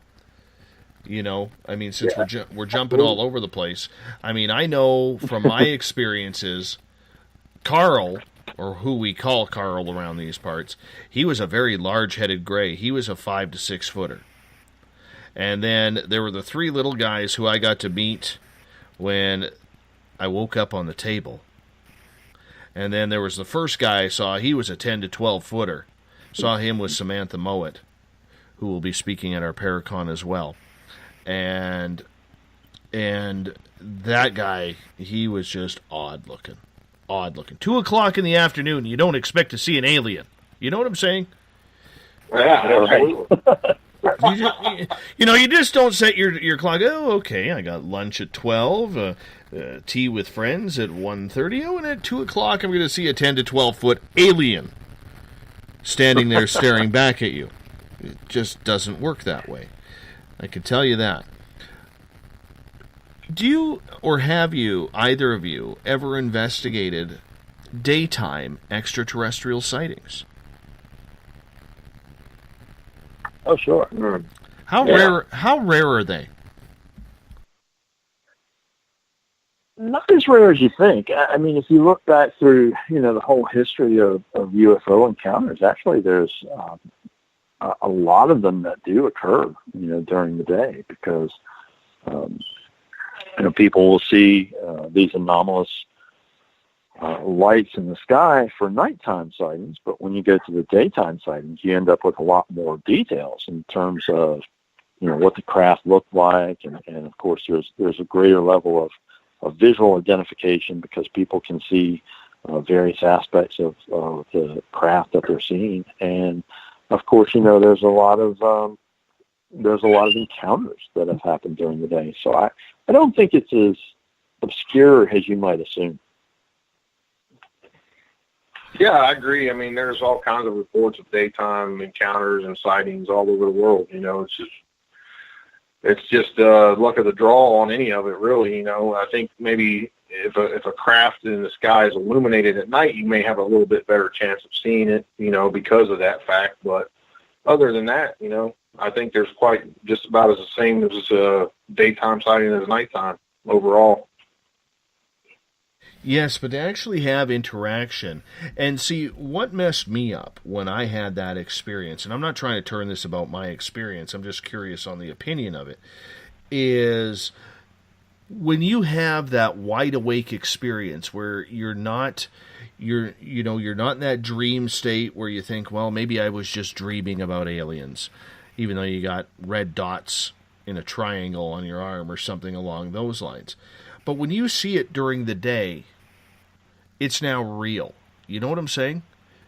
Absolutely. When you are wide awake, it's not just a figment of imagination anymore, especially when you have someone right beside you who is staring at the exact same thing. So a lot of people may say that, they're crazy or it's a figment of the imagination, but how much more real are the reports that you guys take in when somebody does have an extraterrestrial encounter in daylight? Oh yeah, it makes us stand up and really pay attention more than it would as, say, someone reporting interaction in their sleep, because you can't just chalk it up as they had a crazy dream. It's in your face, as you said, and always, it's a better case if there's multiple witnesses and multiple people that were affected by it. That's always a more intriguing experience, when you have multiple folks, and then you add in the daytime factor. Yeah, I mean, that'd be amazing to get some stuff like that. David, what's your thoughts on that? What do the reports sound like when you take a daytime report? Well, they're different. If you're taking a nighttime report, for instance, then there's a lot of other factors which have to eliminate, such as anything ranging from sleep paralysis to, as you said, dreaming or various other possibilities. But, a daytime encounter, it's sort of a different level of the person's consciousness that you're dealing with. So, if they had this account and they were completely awake and just going about their normal, day-to-day routine or business, then it becomes a little bit more stunning to interject this completely, bizarre encounter in the midst of that. And it really sort of makes you look at it in a different way, I suppose, because, here's a person that, there's no possible explanation in terms of a normal, nighttime phenomena that other people experience. You've got a daylight situation, and like Dave said, especially if there are multiple witnesses involved. So it makes it very compelling in a different way, for sure. I can understand that. Do you think that alien abductions or alien contact of any sort are up or down in 2017? A lot of researchers believe the numbers were down in 2016, but are seeing a spike here in 2017. What's your thoughts on that? I think that phenomena, the reports and various types of phenomena, whether it's encounters with aliens or cryptids or hauntings or whatever it is, I think that we're in the midst of a dramatic upswing in activity. I've seen it increasing consistently over the last several years. In fact, since 2012, I think it's been on a consistent rise. And, there's people always throwing around these different figures online. And, there was a story that ran a while back, and someone claimed that UFO sightings were dramatically down. And I actually, the story kind of went viral on Facebook and other social media, and I wanted to get to the bottom of it. I traced down the original article that it came from, which based its idea on essentially someone writing a story about some obscure organization, saying that their reports of sightings were down. So now we've got, we're only counting one organization's number of reports. And then two, the person credited the whole downswing on the cancellation of, or the fact that the X-Files wasn't on television anymore or something. So you get these ridiculous ideas that float around and go viral, and everybody thinks, oh, well, sightings are down. It must be true. But no, it's not. If you look collectively at the data, I mean, there's now we have more researchers in this field probably than we've ever had at one time. And I'm talking about all across the spectrum, from UFOs to other aspects of the paranormal and supernatural. All across the board, we've got a massive number of researchers, of radio shows, of formats like you have, where people can send in reports, and people are comfortable with it now. The paranormal is part of pop culture, so people are comfortable talking about it. And let's face it, there's weird stuff happening somewhere every day. And, if you look at all the data collectively, I might have a slightly different perspective because I don't focus on just one area. So I look across the board at all this stuff. And Dave, I think it's consistently climbing every year. I really do. And I expect it to continue to spike for a while. I hope so. Yeah, Go ahead. I have to agree. I have to agree with David. Just because one agency or one reporting center, their incoming reports are low, does not mean in any way, shape, or form that the incidence of sightings and encounters are lower. It's like David said, it's widely more accepted now. And people are actually, there's so many investigators, as David said, people are more apt to report their sightings and encounters with somebody locally that they may know or they feel comfortable, have the same cultural belief system and ideals as they do.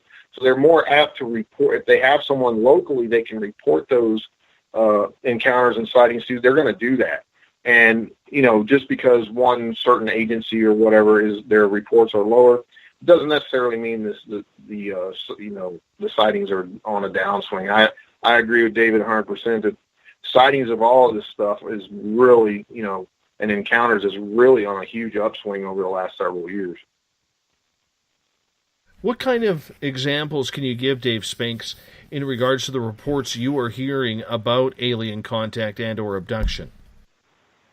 The whole shebang, Dave. I mean, I usually get, whether they're legitimate or not, I mean, I could say I get roughly 5 to 10 a month in my general area.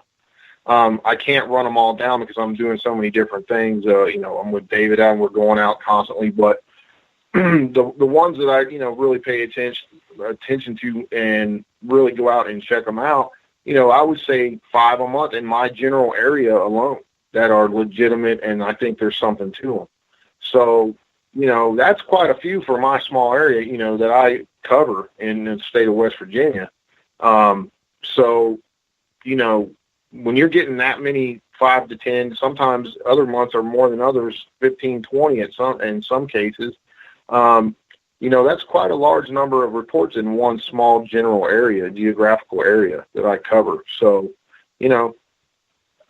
anything from strange crafts in the sky to landing sites to crop circles to actual, encounters where someone has an interaction with an alien, what they call an alien being, or, there's a lot of cross-reference between demons and aliens, out there in the field right now. So you kind of got to weed through those specific reports and try to figure out exactly what they're talking about. But, it's on an upswing, and there's no doubt about it. Do you find that as well, David Weatherly, that there is an upswing of everything?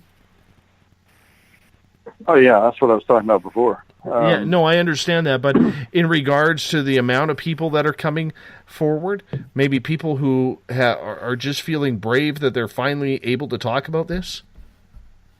Yeah, absolutely. And what happens for me is that, because I'm on so much radio and everything, talking about a whole range of topics, I actually get a lot of people contacting me who say, oh my God, this happened X number of years ago, and I'm finally, I just feel like I need to tell somebody about it. So, the stuff I get on a weekly basis is kind of balanced between people saying, oh, this happened, X amount of time ago, and things that are really recent. And then for me, my stomping ground is the desert out in the Southwest, which is a pretty vast area.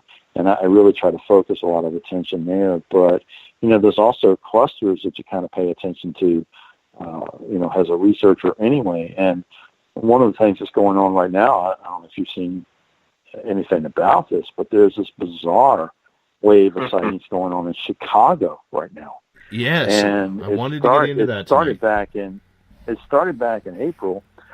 Excuse me. It started back in April, and it just seems to be intensified more and more. And there's several of us that are getting this stuff every week now.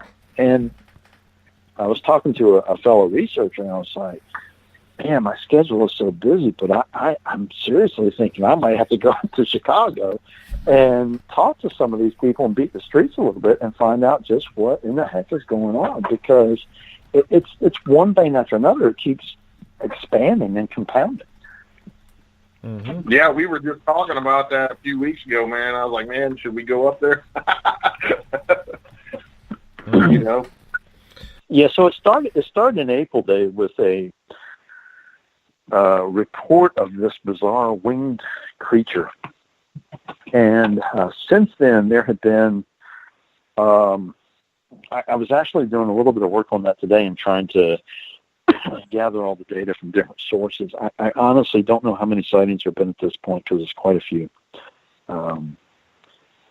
But people are reporting a Mothman-like figure, this winged humanoid with a wingspan that's somewhere in the range of 10 feet. A lot of people are saying a 10-foot wingspan. And, there was a report. One of the reports came from a law enforcement officer. There was a businesswoman one night who was walking her dog, and she saw this bizarre figure standing in a park. And I believe she said it was something around 7 feet tall, and then all of a sudden it just unfurled wings from its back that had about a 10-foot span, and it took off. Now, what was interesting about that report is that she had a dog with her who was reacting how you would expect. The dog was very reluctant to go, into the park, was showing a lot of signs of fear and reluctance, and this is that animal sense kicking in that something is just not right. And she didn't, walking this dog every night, it's always excited to get out and run about. But this night it was not. It didn't want to be out there at all.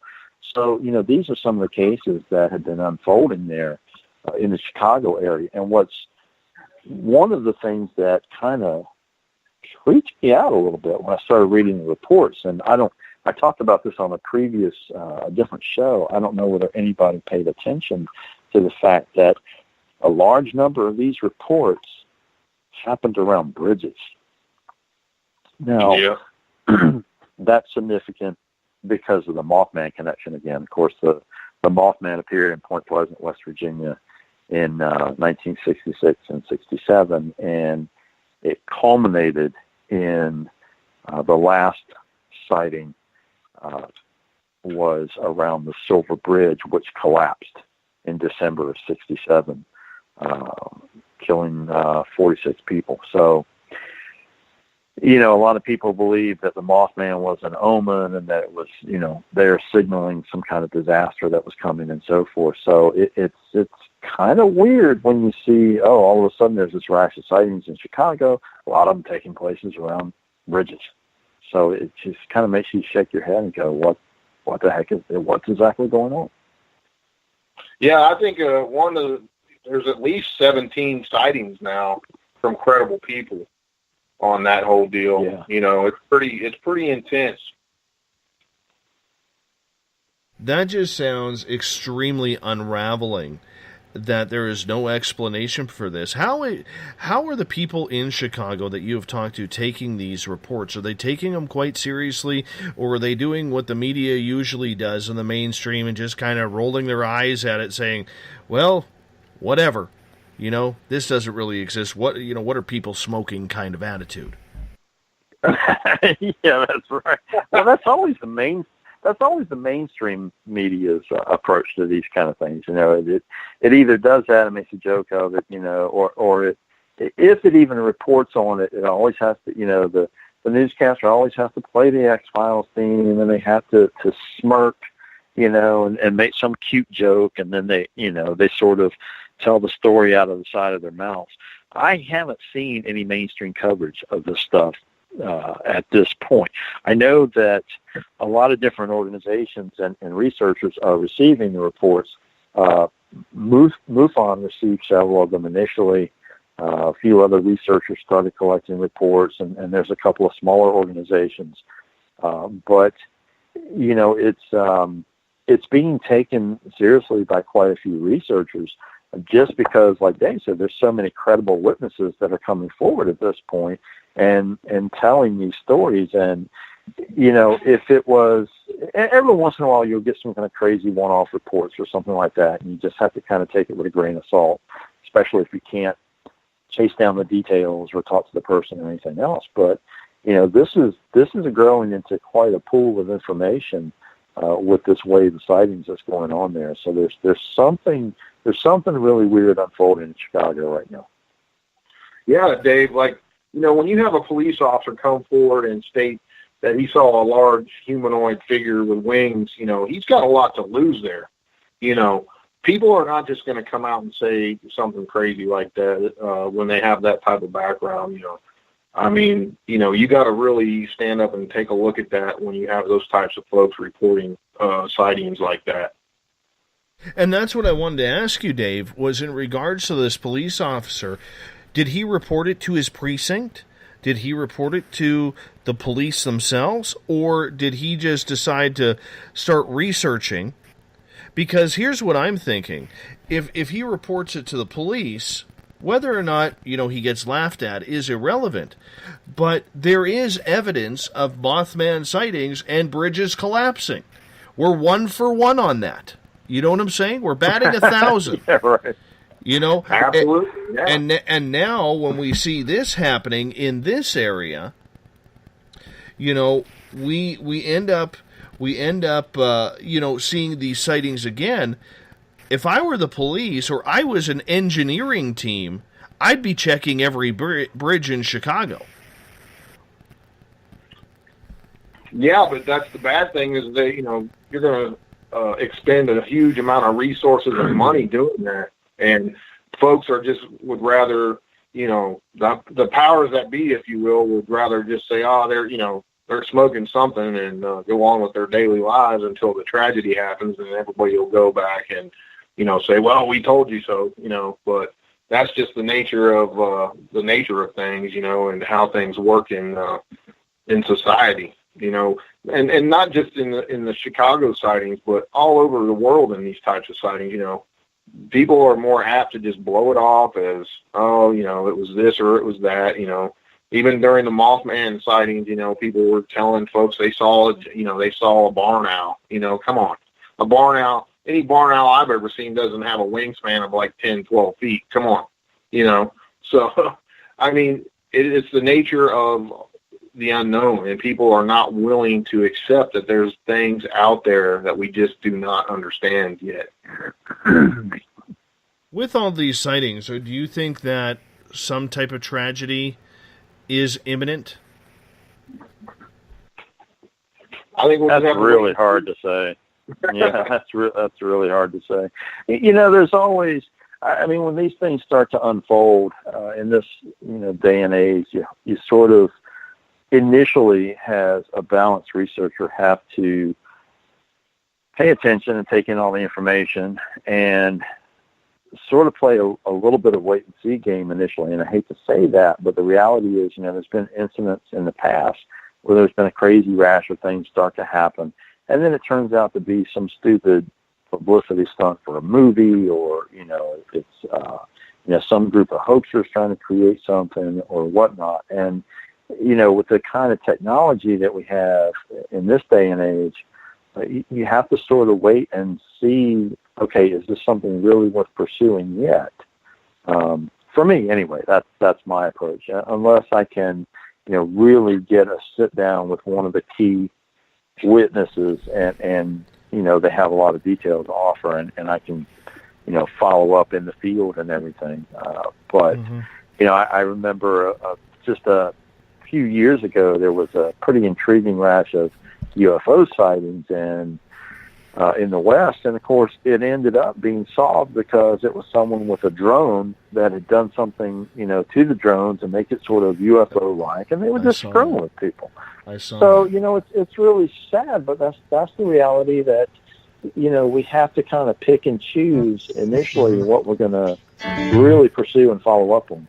And on that note, gentlemen, we are going to hop out for our second break of the night. We are going the Triple Dave threat tonight. Me, Dave Scott, David Weatherly, Dave Spinks, and we're going to come back for one more hour. Hopefully David Weatherly will stick around. We're having a lot of fun tonight, but, he's got nice hair as well, so he might have to put his hair to sleep. We don't know yet. We'll find out during the break. You're listening to Spaced Out Radio. I'm your host, Dave Scott. We'll be right back. Looking for a great weekend getaway this fall? Hi there, this is Dave Scott.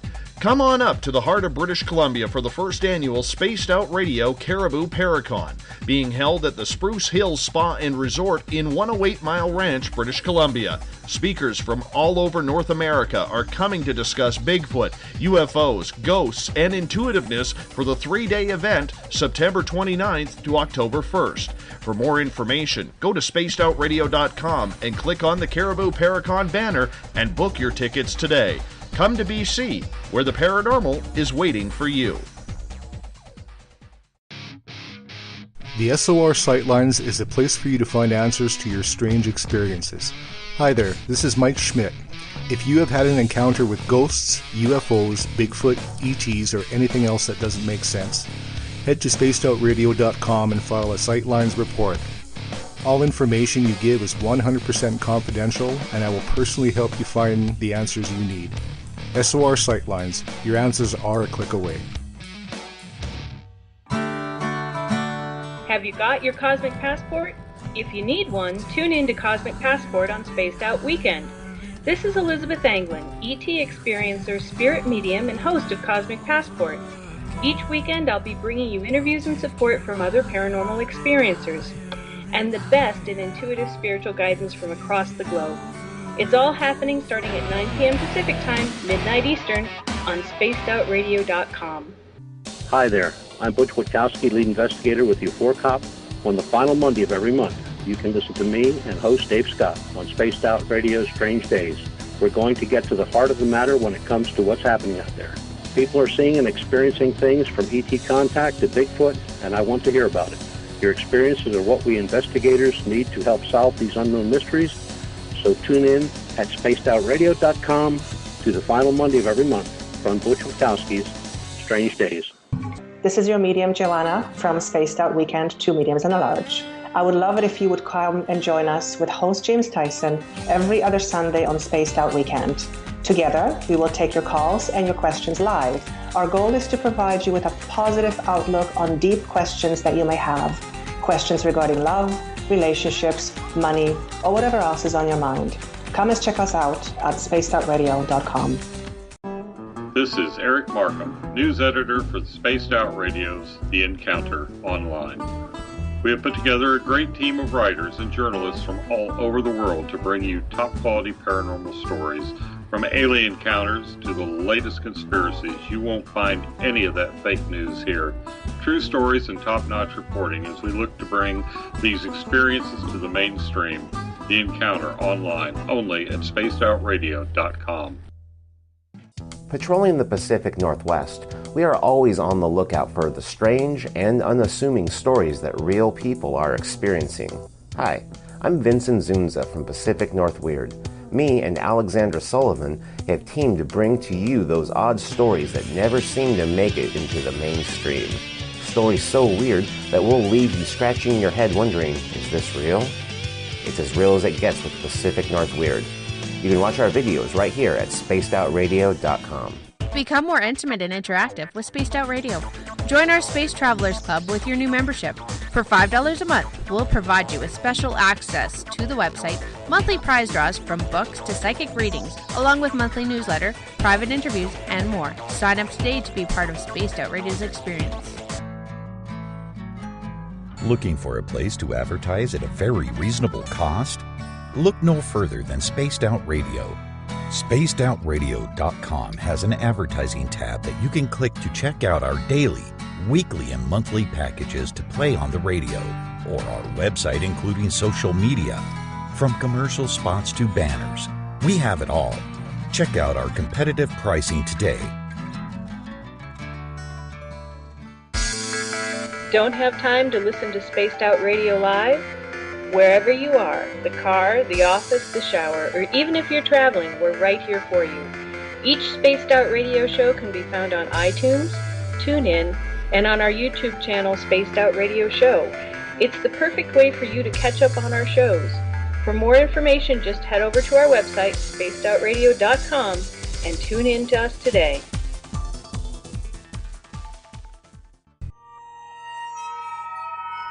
You hear footsteps in the empty room above you. A rocking chair begins rocking by itself. Don't be afraid of the things that go bump in the night. Reach for Spirit Storybox, the iPhone app the Huffington Post UK called the only ghost hunting app you will ever need. Spirit Storybox. The spirits are telling their stories. Are you listening? Strange creatures lurking in the night, the sounds of wood knocking in the forest, odd happenings right out of a fictional world. These are the reports I love. Hi there, this is author Ronald Murphy, and I would love it if you join me and Spaced Out Radio host Dave Scott the second Wednesday of every month on our journey into the unknown land of cryptozoology at spacedoutradio.com. From Mothman to Frogman and everything in between. Hey, they don't call me the crypto guru for nothing. Did you know that Spaced Out Radio runs 7 days a week? Hi, it's James Tyson from Spaced Out Weekend.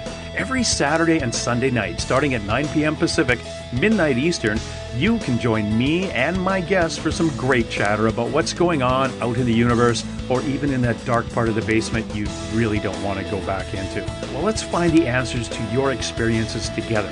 So come on up to Uncle Jimbo's cabin on the weekend. For more information, look us up at spacedoutradio.com.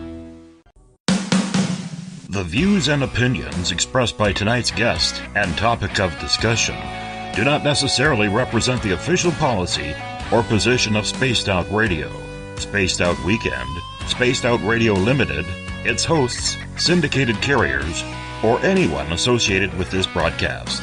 You're listening to Spaced Out Radio with Dave Scott. Follow Dave on Twitter at Spaced Out Radio and hashtag Spaced Out Radio, and on Facebook, Spaced Out Radio Show.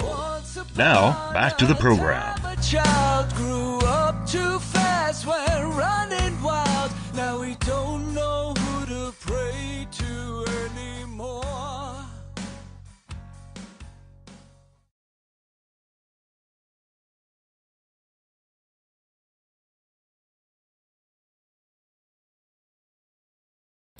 Welcome back to the final hour of Spaced Out Radio tonight. I am your host, Dave Scott. Great to have you with us.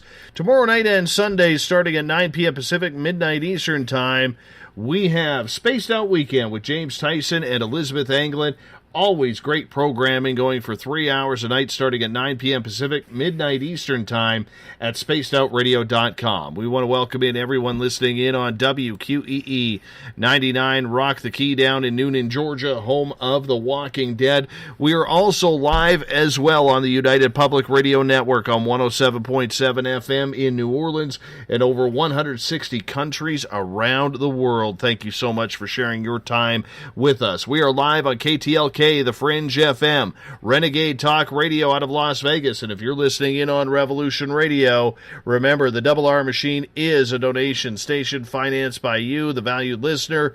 Head on over to freedomslips.com and donate today. Bill Cardwell, who's probably sitting in his hot tub by now, he set the password for tonight in the SOR Space Travelers Club.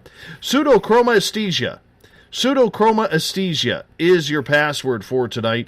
Use it wisely, Space Travelers, as Bill sets the password each and every night right here on the mighty SOR. If you want to follow us on social media, you can be like James, Andrew, and Robin right now and follow us on Twitter at Spaced Out Radio. Use the hashtag Spaced Out Radio if you want to connect live with me during the show. Give our Facebook page a like, Spaced Out Radio Show. You can follow me on Instagram, Dave Scott, SORs. I don't know. If you want, what the hell, if you're on iTunes, download our podcasts at Spaced Out Radio Show. Tune us in on TuneIn. Our website is spacedoutradio.com, where you can find a plethora of information from Bumblefoot to the SOR Encounter Online, our news section. You can join the SOR Space Travelers Club for $5 a month.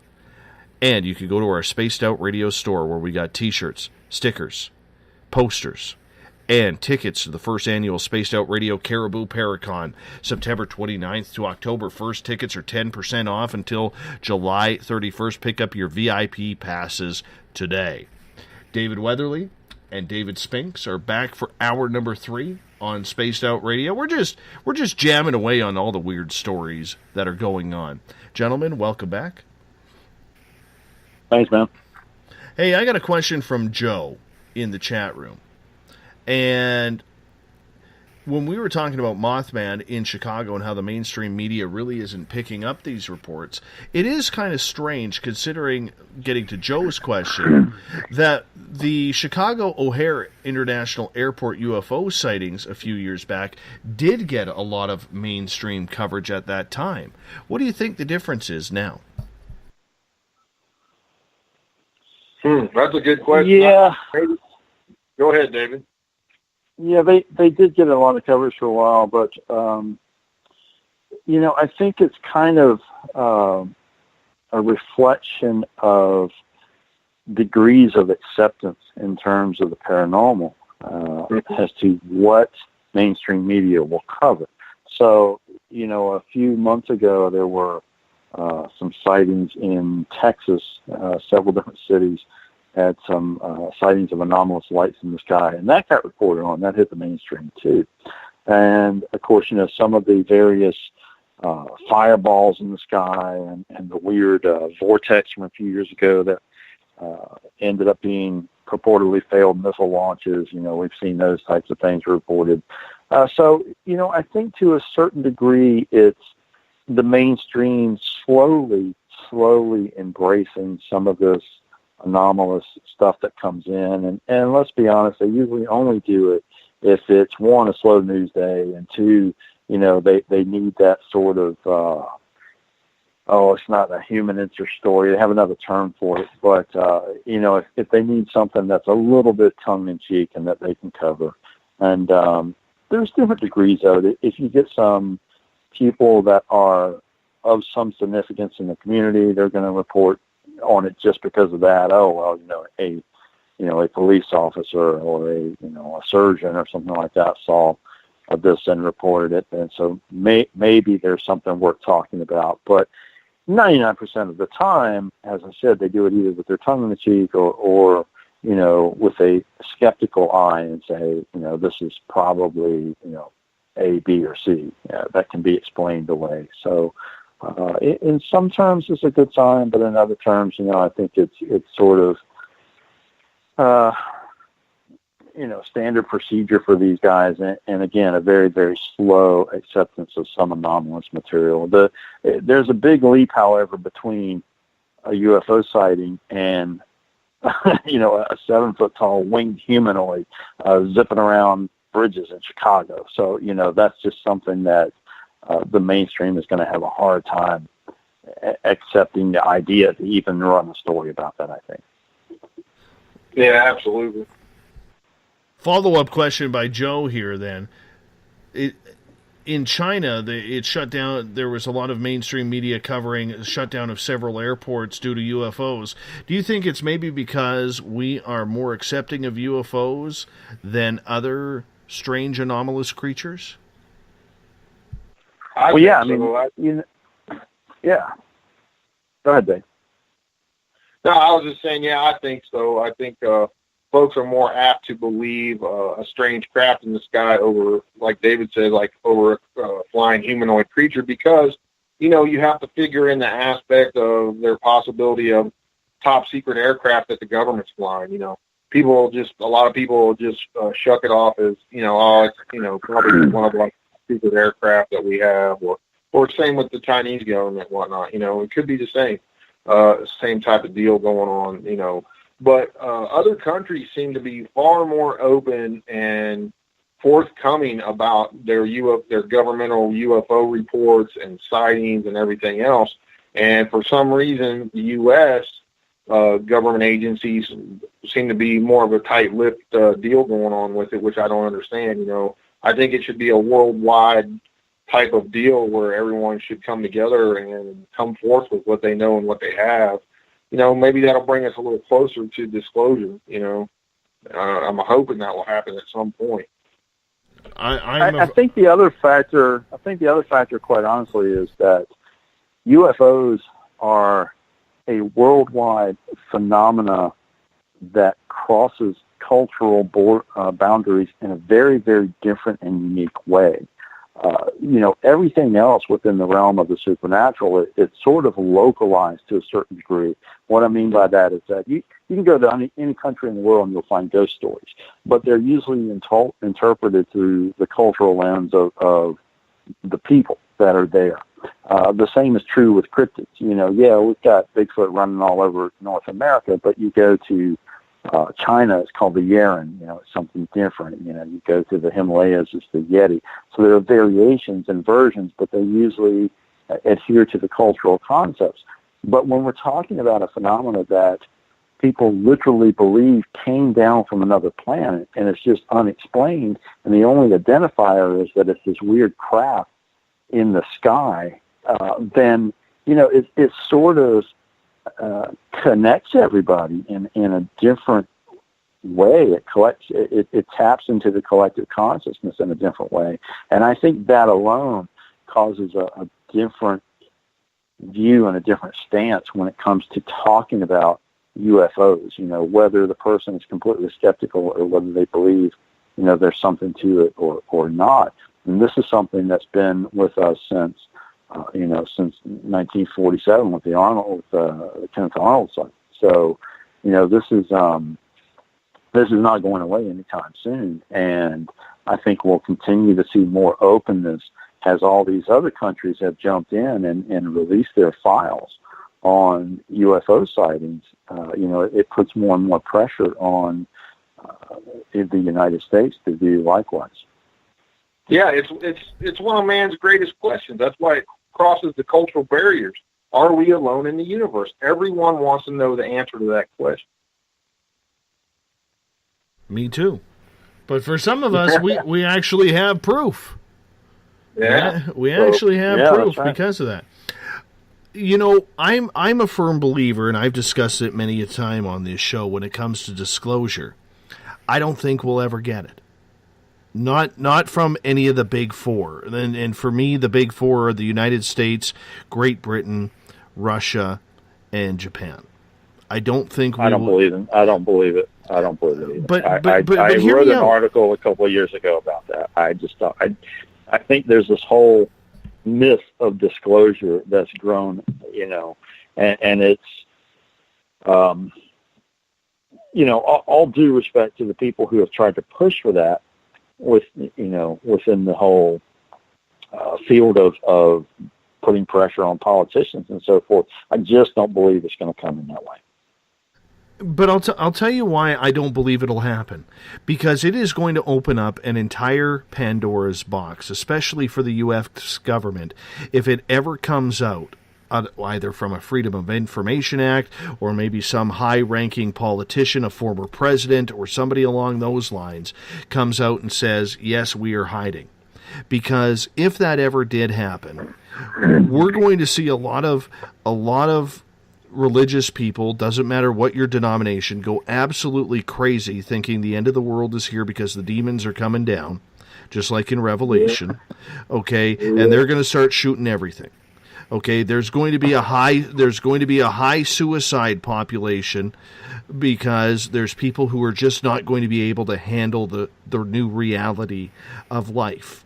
There's going to be a lot of people out there who are just going to say, we've been lied to. Then you get to the abductees and contactees, but mainly abductees, who, if they find out that their own government, whether it's the Canadian government, U.S. government, knew that this was happening, the lawsuits that will come out of that are going to be exponential and literally could cripple, if not bankrupt, the United States. Yeah, I mean, yeah, there's a lot of aspects to that, like you said, and I think it would throw the world, especially the U.S., into a huge whirlwind of craziness. But I also think on the flip side, I'm a little optimistic on that a lot of folks can handle it, and it's becoming more and more open. We might not get it right now, but maybe in the future, there's a possibility, but however slim it may be, it's becoming, more regularly accepted, as David said earlier, in many different aspects of the supernatural and paranormal realm. So hopefully, we'll see what happens.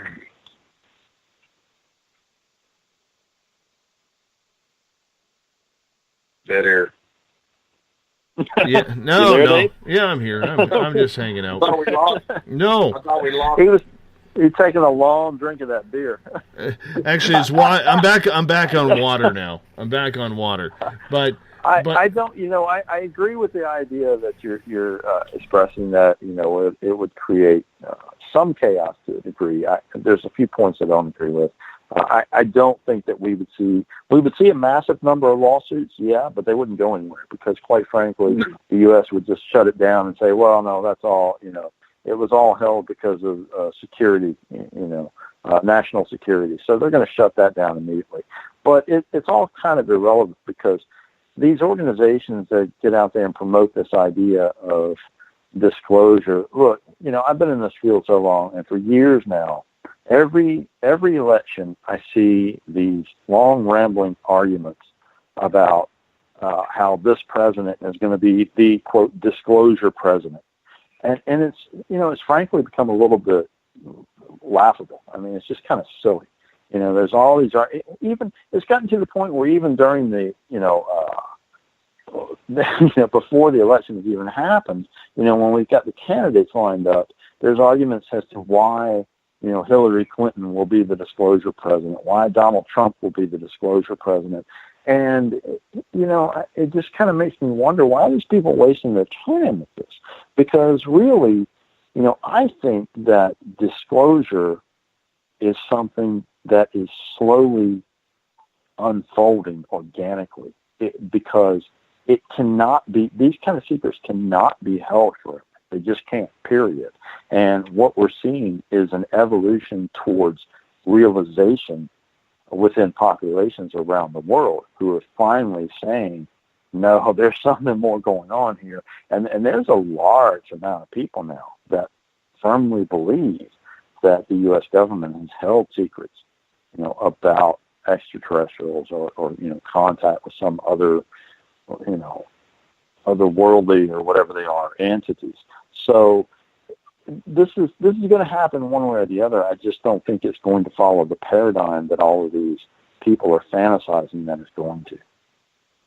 Yeah, I mean, for Christ's sake, the Vatican is coming out making statements on it, So yeah, that's right. I mean, there's things going on that really are unprecedented in that type of scenario with really, really high ranking. You have astronauts coming out, you have the Vatican coming out, government people from the UK coming out. I mean, there's a lot of folks coming out. So I don't know. It'll be interesting to see how it unfolds. Let's get to a couple Twitter questions from Robin at #SpacedOutRadio. He said, at Point Pleasant, Men in Black came after the Mothman sightings. Were they there to collect evidence to keep people quiet as well? Yeah. Well, there's a lot of different things. People were threatened by so-called Men in Black. They were shut down. Their lives were threatened. All kinds of scenarios unfolded with all that. And whether they're government agents, we don't know for sure, or if they're actually alien beings, we don't know. But there's all kinds of reports on both sides of the spectrum on that deal. Mm-hmm. I'm glad to say I never had a Men in Black experience. I don't know how I don't know how I would react to that. And let's get to Robin's other question here. He's saying, do you think Carl Sagan had an extraterrestrial encounter because he just seemed a little out there?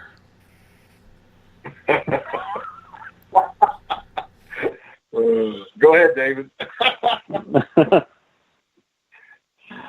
I don't even know what to say on that. I don't know Carl. I didn't know Carl Sagan personally, so I really, I don't know.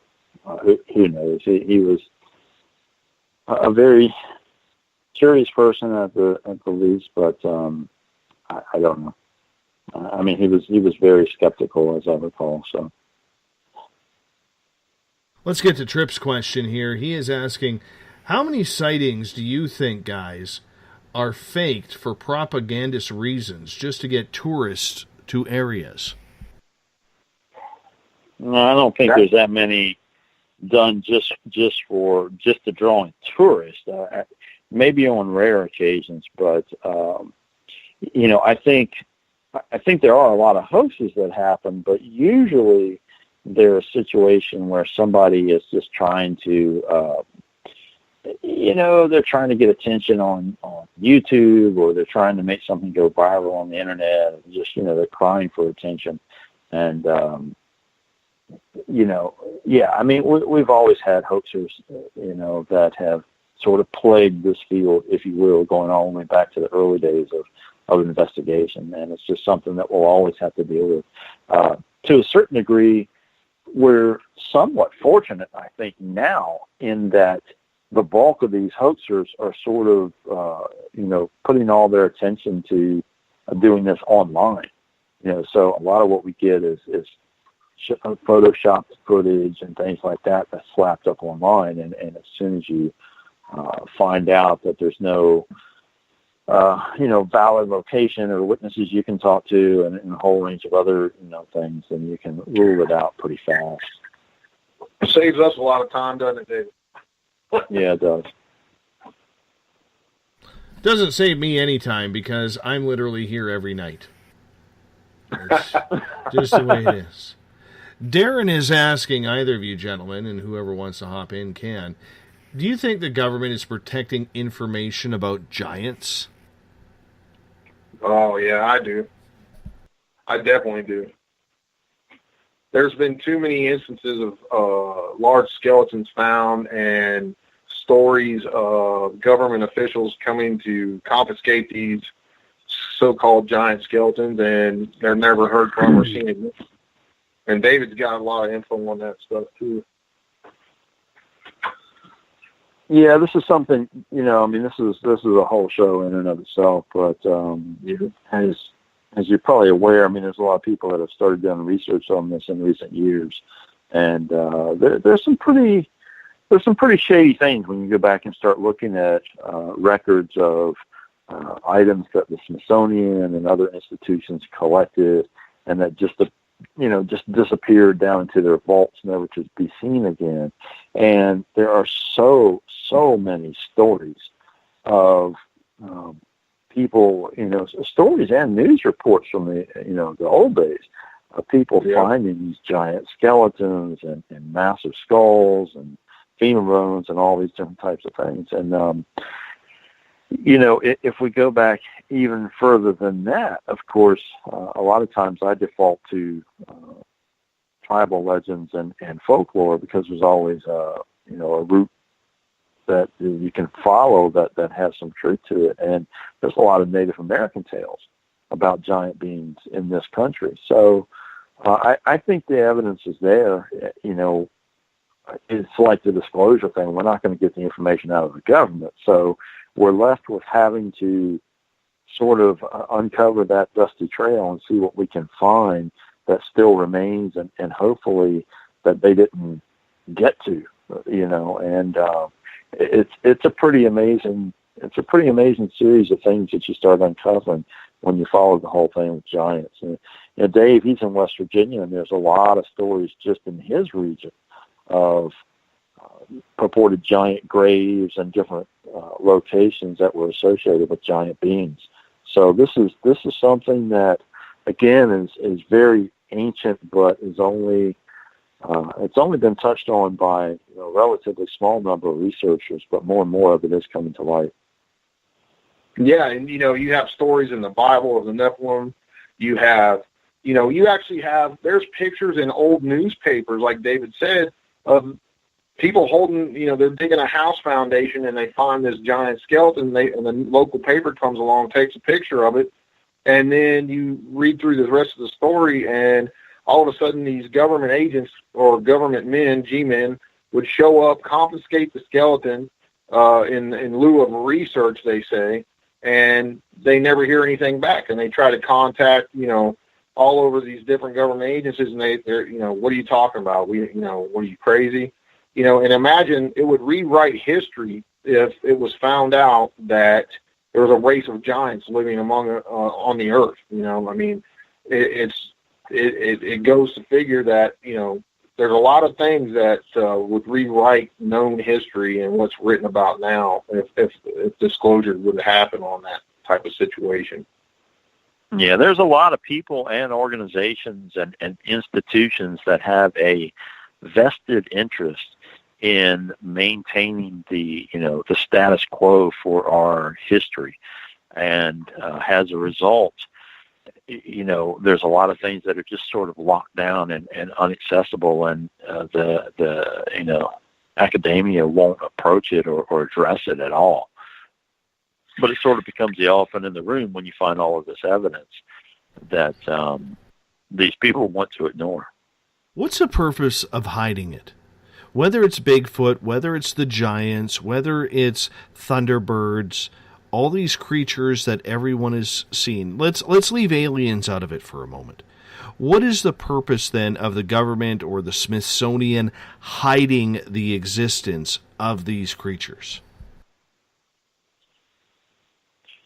Like I said, it really rocks the boat. I mean, you've got institutions and organizations and people and money and everything else that have, a valid financial interest and otherwise in maintaining things exactly the way they are. I mean, what happens all of a sudden if somebody comes out with conclusive proof that a race of giants lived in North America, X number of years ago? Now you've got hundreds or thousands of professors and universities and everything else. What do? Do they all just say, oh, well, we were wrong?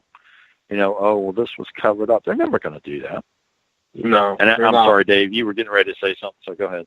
Yeah, I was just going to, chime in on that, as far as not to mention the fact that, okay, people like calm and order. They like everything hunky-dory, everything to that effect. And if they would come out and say, disclose that there's other life in the universe besides us, intelligent life, if there was a race of giants, and we're supposed to look up to, our government and our scientists for answers for anything, and we have to trust in them to tell us the truth. And it would just upset the whole, order of things. And it would, it may cause chaos in any one of these situations. I understand that, but the public also likes the truth. People like truth. And if we continue to hide things, is it just that the government just has hidden so much that they don't know where to stop right now? That they're just, it's backfiring on them? So, well, we went with aliens, now we got to do Bigfoot, and if we got Bigfoot, we got the giants, and Chupacabra, little people, You know? Yeah, it might open the proverbial can of worms, if you will. You know, I mean, disclosure on one thing could lead to disclosure on many others, and it would upset the whole order of things, and then people would not trust the government anymore, even more so than now. You know what I mean? We're supposed to, like I said, we're supposed to look up to those types of folks, you know, and they're supposed to protect us and tell us the truth and stuff. And if there's lies being told, you know, then it undermines the whole organization of the government. Why have a government if they're going to lie to you and, you know, tell you things that aren't true just for whatever purposes they have, whether it be evil or cover-ups or technology or whatever the case may be.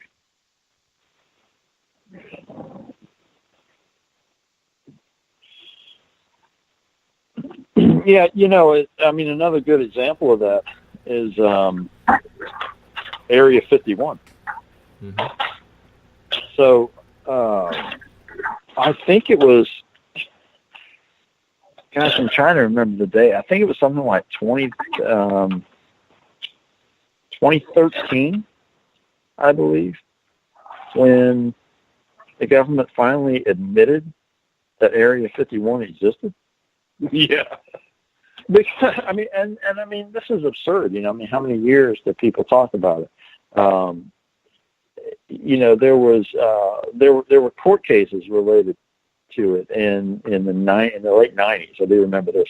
And, you know, when people testified, even they had like an Air Force officer who was an attorney was addressing it, and he would not refer to it as Area 51. He would not refer to it by any name. He only said, well, it's an operating location in the vicinity of Groom Lake.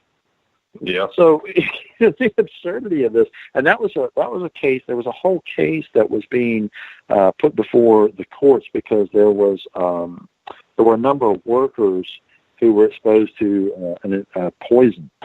So there was an environmental poisoning case that was brought by workers at Area 51 against the government. They were suing because they had been exposed to toxic chemicals. So, you know, during the whole time of this case, the government refused to acknowledge the existence of this area, you know, of Area 51, and what everybody calls Area 51. Getting back to the question, though, in regards to the giants, and this will actually involve all cryptids and UFO and paranormal sightings as well, how has social media ruined everything? Because when I look at it, you know, you don't know what's CGI, what's not anymore. You can't tell what's real, what's fake. You know, the technology is out there where you only have to do it from your iPhone or your smartphone, whatever you have.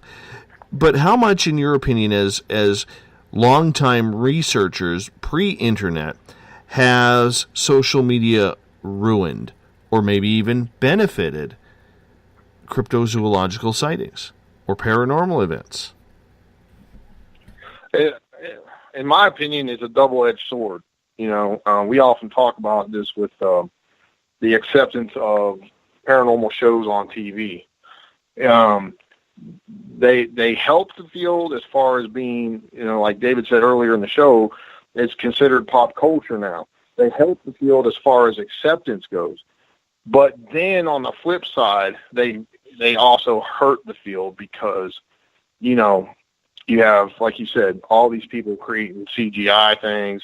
And what we have to do is we kind of have to adapt to technology. And a lot of times, you know, folks will send us pictures and video.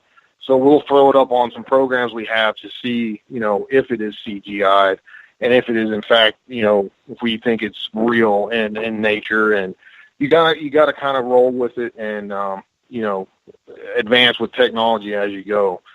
But it's tough. I mean, it's tough at times because you do have a lot of hoaxers out there that want attention, as David said, and we really have to chase some of them down and really look at them with go over them with a fine-tooth comb and try to figure out if it's legit or not legit. And we even, at times, we send things off to labs, you know, to get analyzed to see if they're faking it or it's a hoax. So it's very time consuming at times when we're really looking at some of this stuff. It is amazing how social media has played an aspect, not so much Twitter, but especially Facebook now with Facebook Live, but more so the video stations, YouTube, Periscope, avenues like that where people can just put whatever they want on there, and they're getting, the audience is absolutely eating it up because they're craving this information. Can anybody who is searching YouTube for, say, UFO videos or Sasquatch sightings truly believe what is on there? Well, David, you want to go with that, or you want me to answer it? No, go ahead, man. That's right. For us, we love social media for many different reasons, because I think a lot of it is, if you present yourself as genuine and you are really, you have to be real in what you do. You have to be optimistic in what you're doing. You have to question everything. And if you're not doing it in that type of manner, you're just doing a show. You're just doing your attention seeking. And there's a ton of that on social media, a ton of it, because everybody and their brother thinks they're going to get a TV show, and I'll be honest with you, Dave, we've actually turned down offers to be on TV because we don't like the fact that, you're, number one, you're under a production company's thumb, and they're going to spend a lot of money on you going to these locations. And then guess what? You don't always get something when you're investigating. But if you're under a production company's thumb and they're spending the money on you, guess what? You're going to get something because they're going to fabricate something because they got to keep the ratings up, and it's all about money. And we do what we do because we're passionate about what we do. We love what we do, and we're seeking answers, and we want to provide any kind of answers we can get over our course of a lifetime of doing this stuff. So,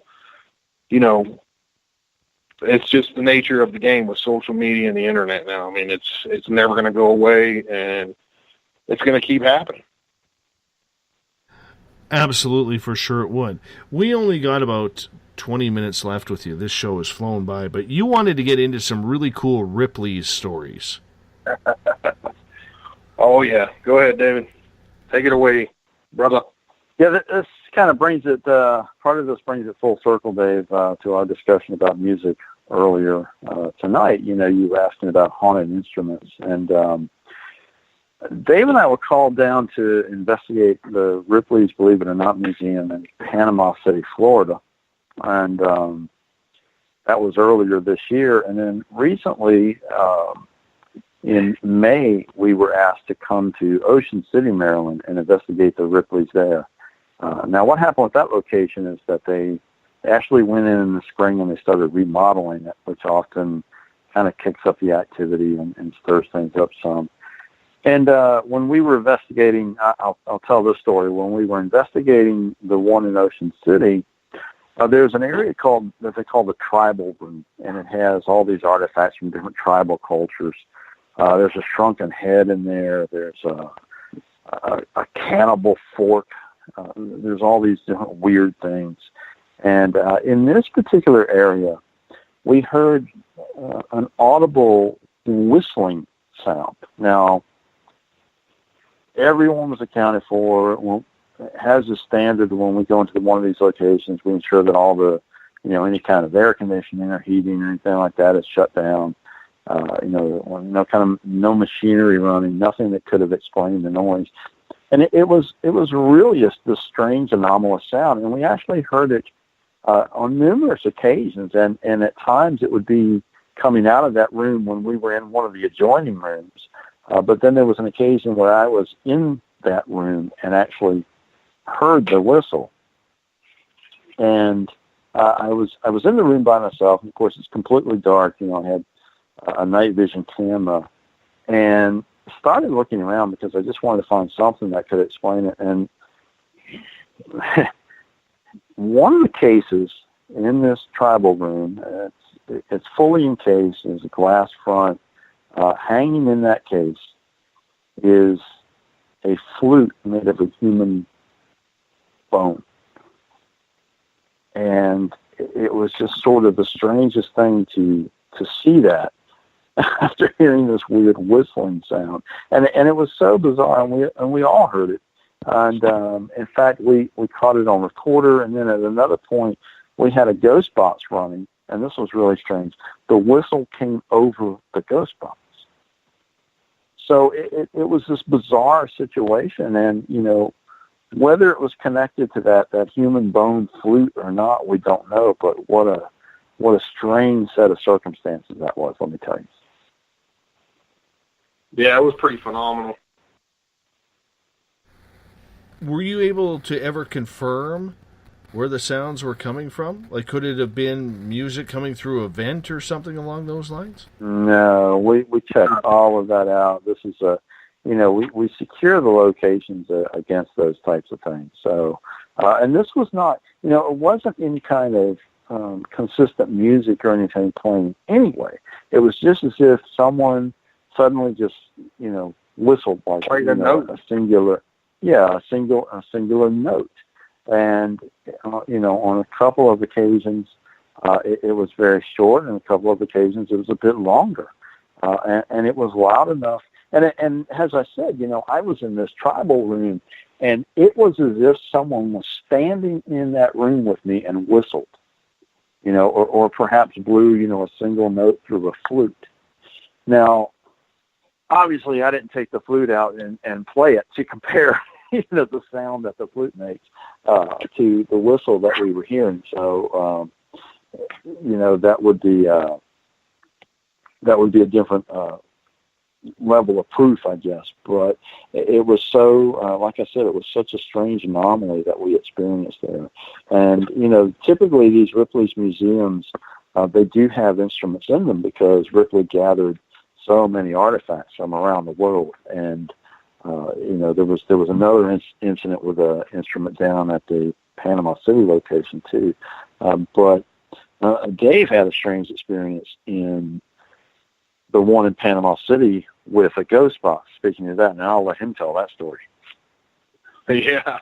So after experiencing several different, phenomena as far as getting knocks on command, I was holding up my finger saying, if you can see me, knock this many times or, make that number of noises. And we were getting it several times in a row. And then we captured a really cool capture on an executioner's table on the SLS cam. So after all that, we had moved over to this a nail god statue where someone would pay a witch doctor, go in and you wanted to put a curse on someone, or the witch doctor wanted to put a curse on someone, would drive a nail into this statue. And I was utilizing a metallic ghost box, and all of a sudden across the box it says, "Behold, Spinks." And the ghost box just shut off along with our live computer feed and everything, and it would not come back on. And I checked it. It was fully charged. Everything was normal, but this box would not come on. And I took it home after the investigation, and it was like 2 weeks later I decided to see, okay, is there something wrong with this thing? Did it have, maybe some wiring melted? I plugged it up, and it turned right on.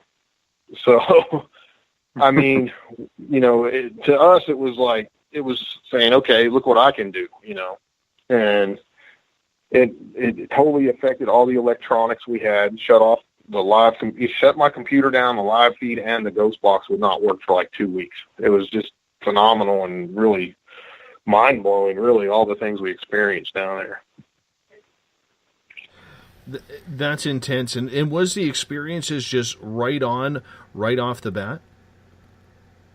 Yeah, there was these flurries of stuff that were just really intense and just, palpable in the air when everything was going on. It was intense. I mean, when you have that many types of artifacts, people were actually executed on them. There was curses being placed on folks, and that like I said earlier, that I believe that energy is attached to those items forever, and there's always going to be some kind of weird activity and involved with those things. And the piece of evidence we collected that Dave references from Panama City was just, it truly is mind-boggling. Now this was captured with what's called the SLS camera. Stands for Structured Light Sensor. And anybody who's ever seen Ghost Adventures, they've probably seen this thing. It's built by Bill Chappell. And it essentially maps out varying degrees of light that are not visible to the human eye. And, in essentially what we're getting is a camera that is supposedly mapping an energy that's trying to manifest in a humanoid form. So what you'll see happen is that when this camera is pointed at an object or a person, it will map the objects in shades of color. It will map a human person, and you can tell that it's mapping that person. But then it'll pick up these anomalous manifestations of something trying to make contact. And we've had some really crazy experiences with this thing, watching, it map humanoid figures while we're collecting evidence from other devices and having personal experiences and everything else. And in Panama City, we were investigating, again, in one of the tribal areas, and there's a hand-carved wooden table, stands a couple of feet off the floor. It's circular. It was an executioner's table, and it was used for beheadings. Now, this table, there's even a stain that purportedly is from the fact that so many heads were chopped off on this table. There was someone near the table at the time, and they said they were experiencing a cold spot. I was standing with the SLS camera pointed at this executioner's table when suddenly it mapped a figure that dropped down on its knees, flopped its torso over onto the table, and then the head disappeared. And then it just completely goes away. So David was really mind-boggling, because it's one of these incidents that, we're first of all, we're witnessing it live, and I've looked at that footage so many times. It happens really fast, but you can see it. It's on our YouTube channel. I've also put it on my blog, and it really is a phenomenal piece of evidence. It's a lot of other investigators and people in the field have looked at it and are just confounded by it and just stunned, because it's such a weird replay of exactly what would have happened around that table. Yeah, it's like a residual event showing us of some poor soul getting his head cut off. I mean, it was crazy. Got a question coming from Robin on Twitter. He's wondering what you guys think of the 360 camera then. Just the 360 camera in general? Sure. I mean, yeah. I mean, it's a really cool invention, and people can see, in a 180 degree, 360 degree aspect. I mean, that's great for paranormal investigating. If you can have it modified into full spectrum and infrared as well. We've tested one some. Just about any new type of equipment that comes out, we'll at least check it out. And, anybody in the field ends up with their favorite pieces of equipment. But, for me, I'm just, and I think Dave is this way too, we're kind of, I guess we're a little bit of a junkies, for this new stuff that comes out. And we like to check it out and say, okay, well, is there anything to this? And, when new equipment comes out, it's always, you look at it and you say, okay, this is either going to be really cool or it's going to be complete garbage, And it's kind of, you have to scratch your head sometimes, at least I do, with some of the stuff that people get fixated on has a, primary piece of equipment, and you just wonder why. Okay, well, you run with that if that's what you're comfortable with. But, I say that any of this stuff, you should really, one, learn exactly, how it works and what it's doing, and understand it, and just be an informed user. So the 360 camera is pretty new, and we're still playing around with it some. So you'll probably see it in some of our live videos and stuff. I think it's a pretty neat piece of equipment. Guys, how much is instinct and how much is technology in your investigative skills?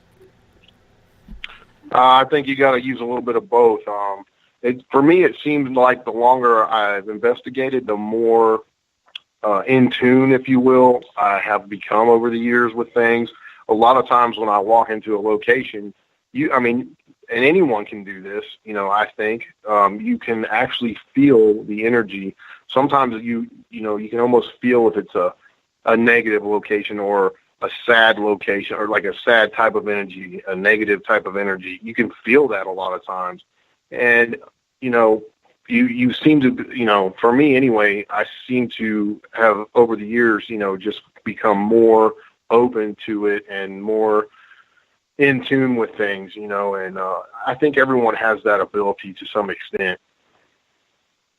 Yeah. So see, for me, when I started, I literally started, I had a pad of paper and an ink pen just to interview witnesses and just to look at things. And, eventually, like a Polaroid camera and then a reel-to-reel recorder. I mean, those, for me, in my early days, there wasn't much equipment. There really wasn't. And, you had to be sort of part journalist and part investigator and a whole bunch of other things thrown in there now, just like you should be now, but most people aren't. I think people in the modern age get very focused and centered on just the equipment because it's what they see on television. But your primary and best piece of equipment is your consciousness and your body and everything. If you learn to listen to your instincts and there's so many subtle things, whether it's interviewing a witness and asking the right questions or watching their body language and everything else, or whether it's like Dave said, walking into a location and trying to be, aware with what's going on in that location, what you're feeling, how things are responding, and so forth. I mean, those are all key factors.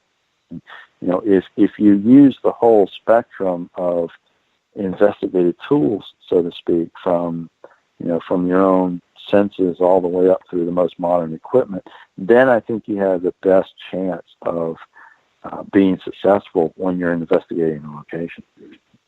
Yeah, and there's times, I've been with David and we'll be in a location. He'll say, man, I'm feeling something, this and that. And then all of a sudden one of the pieces of equipment will go off. And, that's great correlation because not only was he picking up on something before it registered on equipment, you combine all that together, then you can say, man, look what we captured here. Before anything happened, you said you were feeling this, and then all of a sudden the REM pod went crazy. And we're getting fluctuations in the EMF field and whatnot. If you combined all those things, that just makes for better evidence in my book. Is that one elusive piece of evidence still out there for you guys that lead you to confirm? What would it be for you, David Weatherly? Well, to confirm what? I mean, to confirm whatever you're studying. Pick a topic. Say Dogman. What would you need? Dogman. That's a tough one. Dogman is, because that's sort of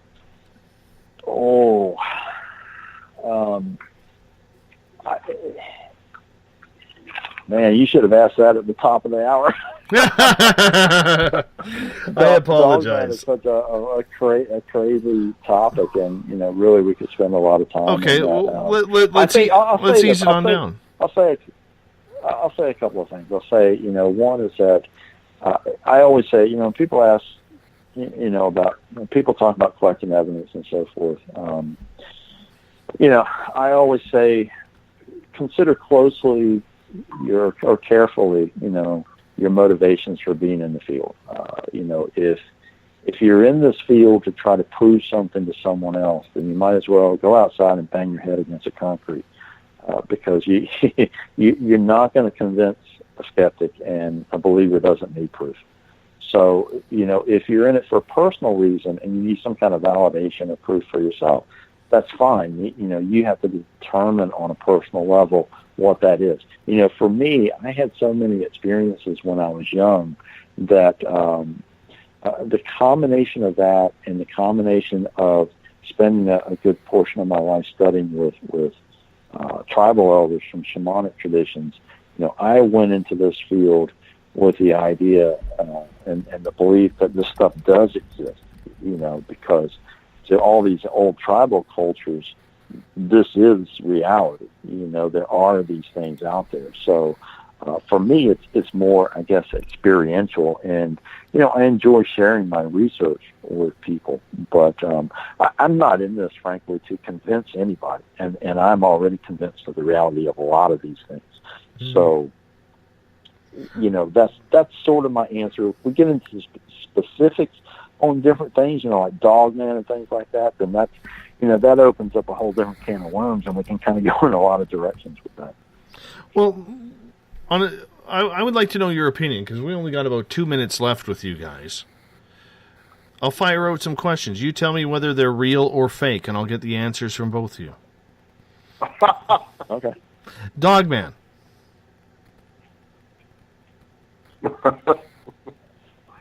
I've never seen a Dogman. I've never seen one personally, but I mean, that's one of those catch-22s.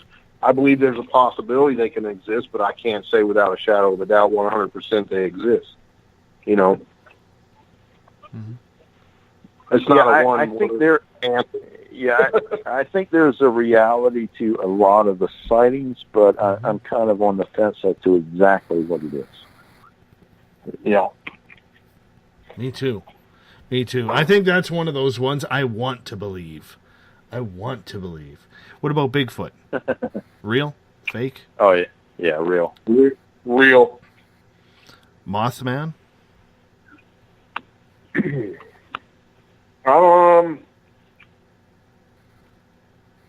I believe there's a possibility that there's some type of winged creature, for sure. I'll say real. I'll say real, but it may not be a physical, tangible entity like a lot of people perceive that it is. What about goblins?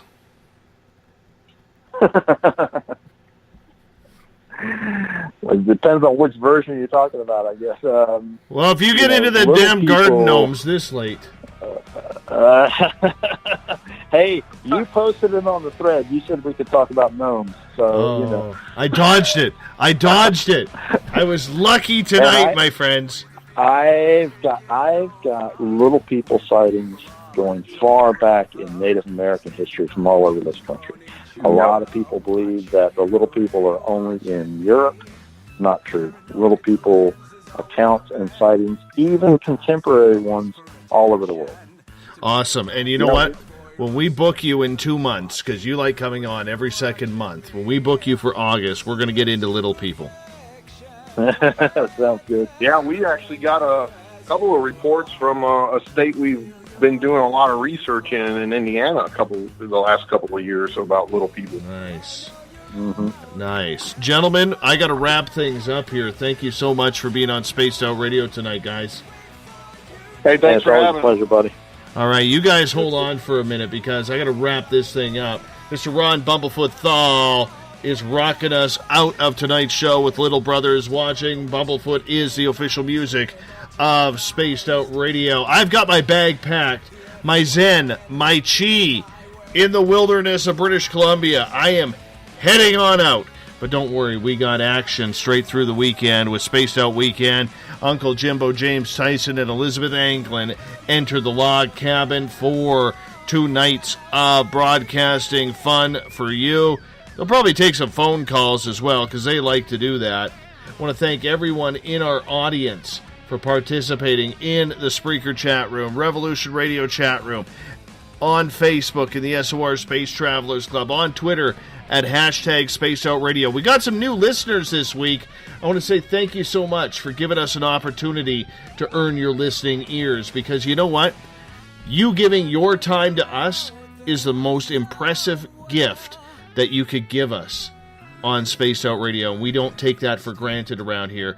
Do me a favor, though. Tell a friend, because that's how we're going to grow bigger. We're going to grow better, because together, my friends, we own the night. Mr. Bumblefoot, do me a favor. Take us home, because I got to hit the trail. See you all Monday, my friends. Good night.